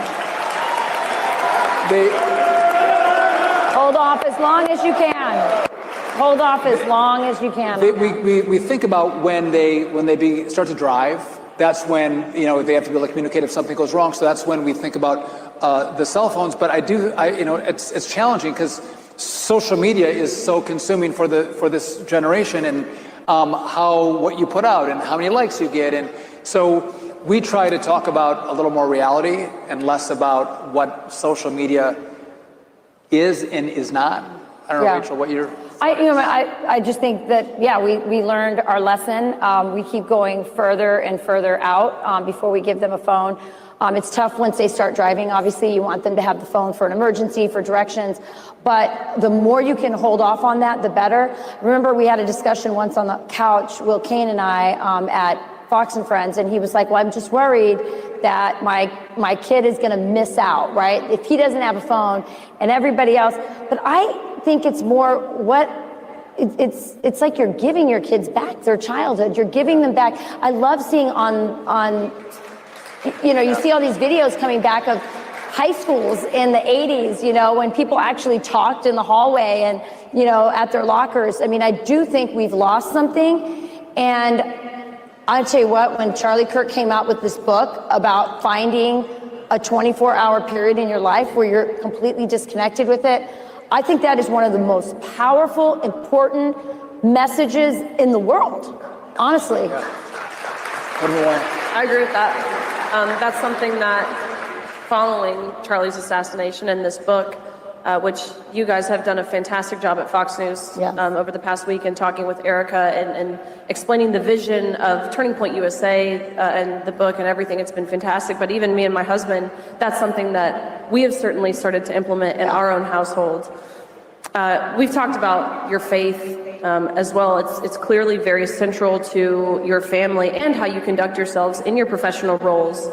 What advice would you give, especially to the younger people in this room, about keeping Christ at the center of their marriage or their relationship, particularly in this culture that so often pushes faith to the margins? Well, I mean, I think when Sean and I got married, and this is sort of Catholic theology, I'm sure it's true for a lot of other Christian faiths, I mean, there's 3 people getting married. It's me, Sean, and God. And I think that what's wonderful about a Christian marriage is the permanency of it. I mean, there's something, a lot of people get caught up in the, all the aesthetics, especially with Instagram of a wedding. But the reason for the ritual is that it's a really important thing, and it's a permanent thing. And so I think it saved our marriage that we got married in a Catholic mass with God right between us, because we fight. When people tell you, we never fight, like we hear that sometimes, and we're always like, they're gonna get divorced. Because fighting is just part of being married. But these fights don't end in the end, because our marriage is forever. That's the vow we took. And so that just never happens. That just never is the conversation. We actually will fight about this conversation sometimes about marriage, because I think sometimes we put a rosy picture on marriage is always wonderful every single moment of the day. Well, if you've been married, it's not. Anything that gives great value takes hard work, right? And we put a lot of hard work into our marriage. I love Rachel, and as you go through hard times and good times, but you work through that. And some people, I think, might give up. They give up too early. They don't put the work in, the effort in, and think that it might be rosier if they just give up and go to someone else. And I don't think that's necessarily the reason he says we have this fight about this is I feel like he's right in that he says we need, it's hard work. You have to fight for your marriage. But I also think that the culture doesn't talk enough about how great marriage is. And so that's the debate we're always having. That's true. What do we tell people about marriage? It's both, and it's great. But I think with regard to faith, it's for us, again, we got married with God. Pete Hegseth, at the end of your show, I always used to say on Sunday, go to church. We go to church every Sunday. We attend church on all the Holy Day of Obligations. We pray virtually every single night. There might be a few that we miss. But we pray before the kids go to school. We do pray before the kids go to school. But the church, the Bible, church tradition, it just being in a marriage and a family that's Christian is a roadmap. I don't know how, honestly, I don't know how we could get through our marriage if we didn't have that. How many of you have looked at Erica Kirk and said, how does she get through? If she didn't have her faith, how would she get through it? And so I'm just so grateful that I entered into a marriage in that way. And I'm really grateful to my parents. And I'm really grateful that his parents raised him as a good Catholic, because that has helped our marriage. We were at the Fox News lighting of the tree a few weeks back, and the Cardinal was there, and he's walking through, and I had my little baby. I think at the time she's, 8, 9 weeks old, and he's walking through, and we're sitting there, and you say, "Wait, Cardinal, can you bless this baby?" And it was. I'm like, you got to get to work, Cardinal. You got some work to do here. Yes. Did Dana take your baby too? Was Dana walking around with her baby? No, that was that was not her baby. That was a different baby. Okay. She's around here somewhere, all 11 weeks I was like, old. don't take the running baby. around. Yeah. I know, it's really special time. Now, Secretary Duffy, you mentioned working for the best boss. We've seen some recent family-friendly initiatives to implement in airports. Can you speak to what some of these will be? So first off, my number one job is to fix the air traffic control system. That's job number one, to make sure we update a very, very old system. Copper to fiber, analog to digital, 90s to 2026 is what we're doing. Brand new radar and radios and voice switches. So that is my first job, and that's what I focus on. Bringing in more air traffic controllers. I want people to be less delayed, less canceled, and more safe. And you have had more air traffic controllers. We do have more. We've increased air traffic controllers through the academy by 20%. But with that, I also think that when we travel, we should also bring our best selves and our best personalities and best spirits, and bring civility. And so I've asked people to be nice when they travel, and most people are really nice when they travel. But some people aren't. I've asked people to dress a little more respectfully. Maybe to all of you, when you travel home, no pajamas or slippers on the airplane. More North Pole elves, less South Pole elves. That's right. Yeah. But in regard to the terminals, I thought, how can we make this better? And so a lot of families travel. I want more play areas where if you have a child with you, a lot of parents will just give their child an iPad or a phone. Wouldn't it be great to have more play areas for children? There's a conversation about where can a nursing mom go to nurse? I want more nursing pods for mothers who are choosing to nurse their babies, and nursing pods that are clean and are actually functional. Mm-hmm. And then I want the liberal media mischaracterize this, but a little micro workout area. If you're walking through and you want to do 3 or 4 pull-ups, a couple push-ups, don't get sweaty, don't have a full gym workout, but a little micro gym where you can actually do some exercise. And then I'm open to anyone else's ideas on I want to make the travel experience better in America. And how do we do that? This is my first foray into making suggestions, but we can take information from all of you and our airports to then improve the American experience. By the way, we should have the greatest travel experience in this country as compared to the rest of the world. And that's what we're working for under this president. Riley, would you use a gym and do a micro workout? You're a pretty athletic girl. Oh, heck yes, I would. I love that video of you and Secretary Kennedy, which remind us, how many pull-ups did he do? And you, by the way. He did 20, and he's 72. And I did 10. And our daughter did 12. 13. They all I was a low performer. To be fair, he broke his shoulder. What was it, 3 years? I'm 54. I did 10 pull-ups, and I did real pull-ups, by the way. I'd like to see one between these two. Yeah. I know who will win that No, one. I totally would use this. The amount of traveling, and you're right, delays and cancellations that you go through in an airport, this seems like a fantastic use of time in a layover or whatever the setting might be. Absolutely. Well, I think that what you see with President Trump is there's no problem that's too big that we won't try to fix. We are going to fix the problems that this country has. We're going to lean into them. And so what happened is each department was passing off the problems to the next secretary or to the next administration, and they never got fixed. And you want your government to work for you and fix the problems and make this country great. And that's what President Trump has directed the whole cabinet to do. Which, by the way, can I make one last point about our cabinet? I've never been on a cabinet, so I have nothing to compare it to, but our cabinet gets along. President Trump, we all defend each other, we all work together, we all try to collaborate together, we try to help each other. And if you're going to have an effective government that's going to change America forever, you need a cabinet with the leadership of a president to make that happen, and that's what you have with this cabinet. And I couldn't be more grateful to serve with all these great men and women and an amazing president. I will say this too. Last weekend, I aired an interview that I did with all the cabinet spouses, something that had never been done before.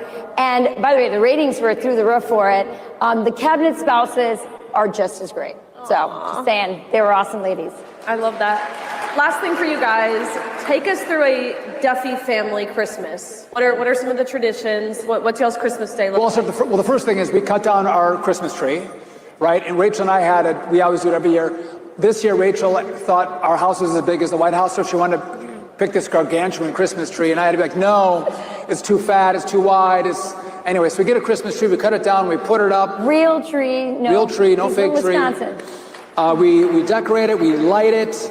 It smells fresh, it's wonderful. And then, I'll let Rachel go. Well, we also make sure that Advent, we really are very intentional about the seasons of the year. And so in our family, the Advent calendar really, matters to us. So we have a room in our house where we all gather every night to pray. And so our candles are there, and every night we turn down the lights, and the kids light the candles, and we sing and play music. We play O Come, Emmanuel every single night by the way, it's throughout. a great version, the Enya version of. He loves the Enya version, so we play the Enya version. Pull it up a scratch. But we prepare our home in Advent. The decorating, all of it is very intentional. These traditions, these rituals, because we're preparing our hearts for Jesus's birthday. And so we really try hard, whether it's nativity scenes, we want to make sure our children fully understand exactly why we're having Christmas. It's not snow, and it's not snowmen and reindeer. Yeah. Saint Nicholas is a saint. We emphasize that part of it. And we really want to enjoy the reason for the season, which is Jesus. And by the way, on Christmas morning, all of our kids have to stay upstairs. They can't go down to the Christmas tree, and so if we're tired. They stay on the stairs. Yeah, so it's torturous for them. He makes them sing, before they can come get their presents, they are all on the stairs, and they have to sing Away in a Manger. And we sing horribly, so it's pretty rough. But can I give a front run for everybody? So NORAD usually tracks Santa. Okay, have you been to the website for NORAD? But just so you know, the FAA under DOT controls the civilian airspace in America. So we are working for this year to make sure that there is an FAA DOT website that's not from 1994, website that will track Santa this Christmas Eve. So stay tuned for that announcement. Stay tuned. Santa tracker coming to DOT. He did not want. Was NORAD's run by who? Is that? Well, that's the Pentagon. The Pentagon. Oh boy, Pete might get involved. Tail number. Tell Pete he's fine. Excess fine. I love taking that. Santa back. We're watching it in our household. Thank you guys for everything, for your service, both of you. I know you're headed back today. She'll be on Fox News tomorrow. Everyone, make sure you're tuned in. Just very grateful for each of you and how you lead your family. It's an inspiration for all of us here. So thank you. Thank you, Riley, and congratulations on your beautiful baby. Thank you. Thank you.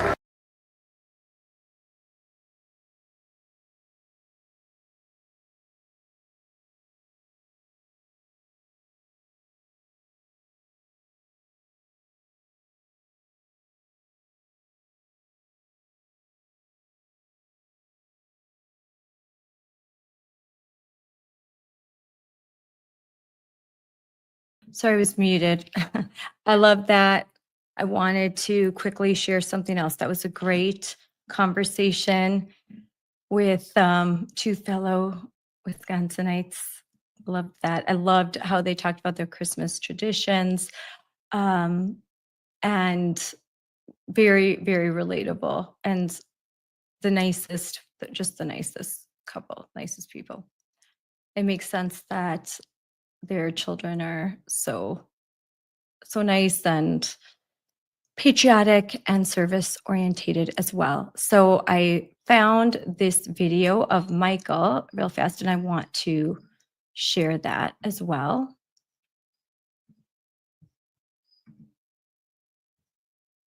So here we go.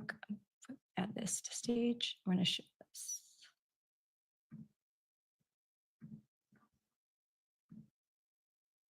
Okay.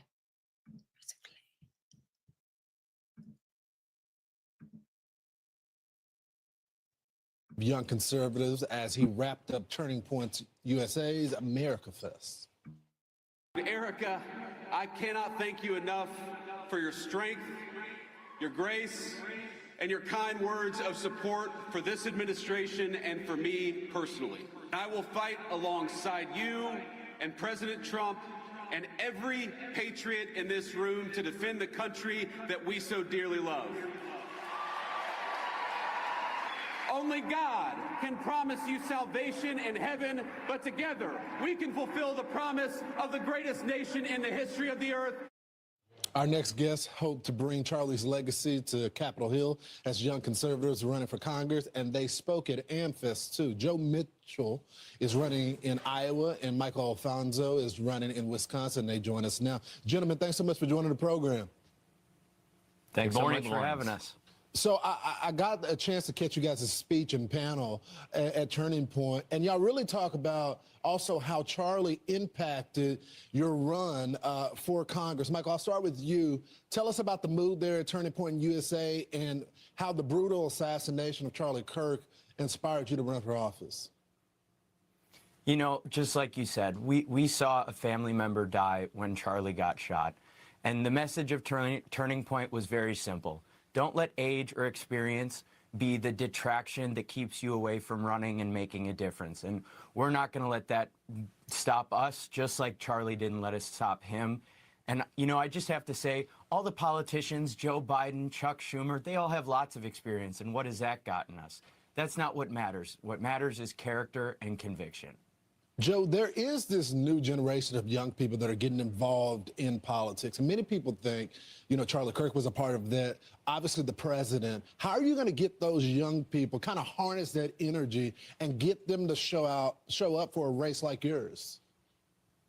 Lawrence, I met Charlie September 10th of 2019, and he helped me start an organization called Run Gen Z to help young conservatives run for state and local office across this country.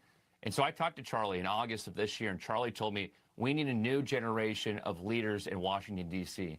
And so that's why we're running for this race. And you saw all of that motivation at AmFest this weekend. People are excited, they're pumped up, and they're ready to come out for the midterms in 2026. Such a good point.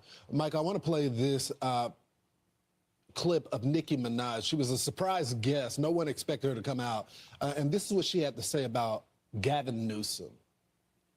You had some fun words for Governor Newsom. I have to read these tweets because they're amazing. Oh, Gabby Poo, it only gets worse from here for you, buddy. It's the end of the road for you, my love. Get on the nearest jet ski and let that beautiful hair blow in the wind. Imagine being the guy running on wanting to see trans kids. Haha, not even a trans adult would run on that. Normal adults wake up and think they want to see healthy, safe, happy kids. Not Gav. So we're seeing something, Michael, that is different in the culture. Some of the icons that normally would align themselves with the left, they're turning. Why? Well, you know, I think it's the Democrats have left a lot of people in the dirt. You know, in Wisconsin, the seat I'm running for, it used to be blue. And the Democrats have gone so crazy that it's now one of the most red districts in the country. And also, I think Gavin Newsom's is just particularly awful. I mean, as a college kid during COVID, I remember being locked in my dorms while Gavin was telling us to wear a mask and going to the French Laundry in his free time. It's such a good point. He was living his life, but he didn't want the other folks that are out there, us average day Americans, to do the same thing. Joe, I'll end with you. With all of these young people that have showed up to this movement, did you leave inspired for the future? I did. Well, thank God, Lawrence, for Erica Kirk and the Turning Point team. They did such a fantastic job. 30,000 plus people coming to this conference. It was so spectacular. Charlie is looking down from us from heaven, and he's smiling because such a great job they did. So I'm hopeful for the future. Michael and I both spoke yesterday. We're very excited for 2026. Here, here. Michael, Joe, good luck in your races. We'll have you back. Thank you so much.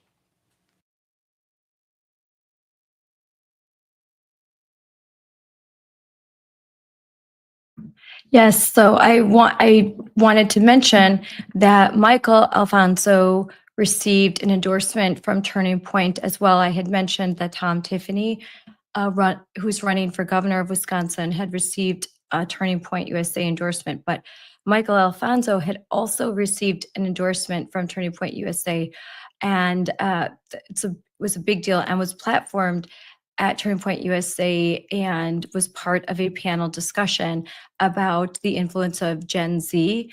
And amazing. It was great to see.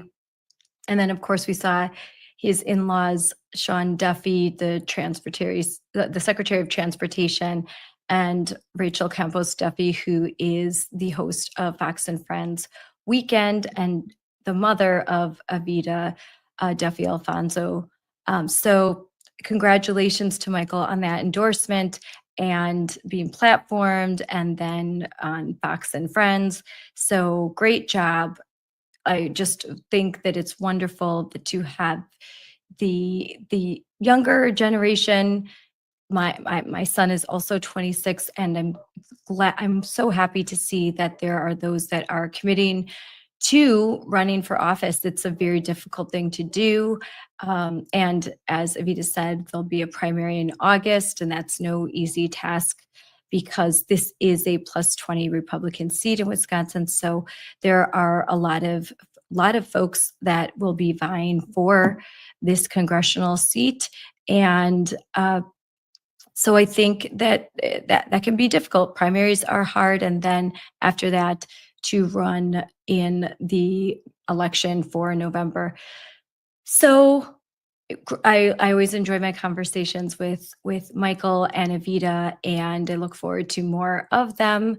And so I thought it would be great to highlight these important news. And I didn't even know, he's so humble. I didn't even know that he was on Fox and Friends. So I did my research and I wanted to make sure that I highlighted that. So again, so now this is the end. And again, Happy New Year. And look forward to a wonderful 2026 and having more conversations and talking about things that parents care about and that everyone can care about. That in depth, we don't have look at this over 2 hours. We take our time, talk about issues, talk about things that you might not be hearing about in the mainstream news, and have fun doing it. So thank you and Happy New Year, everyone. Bye.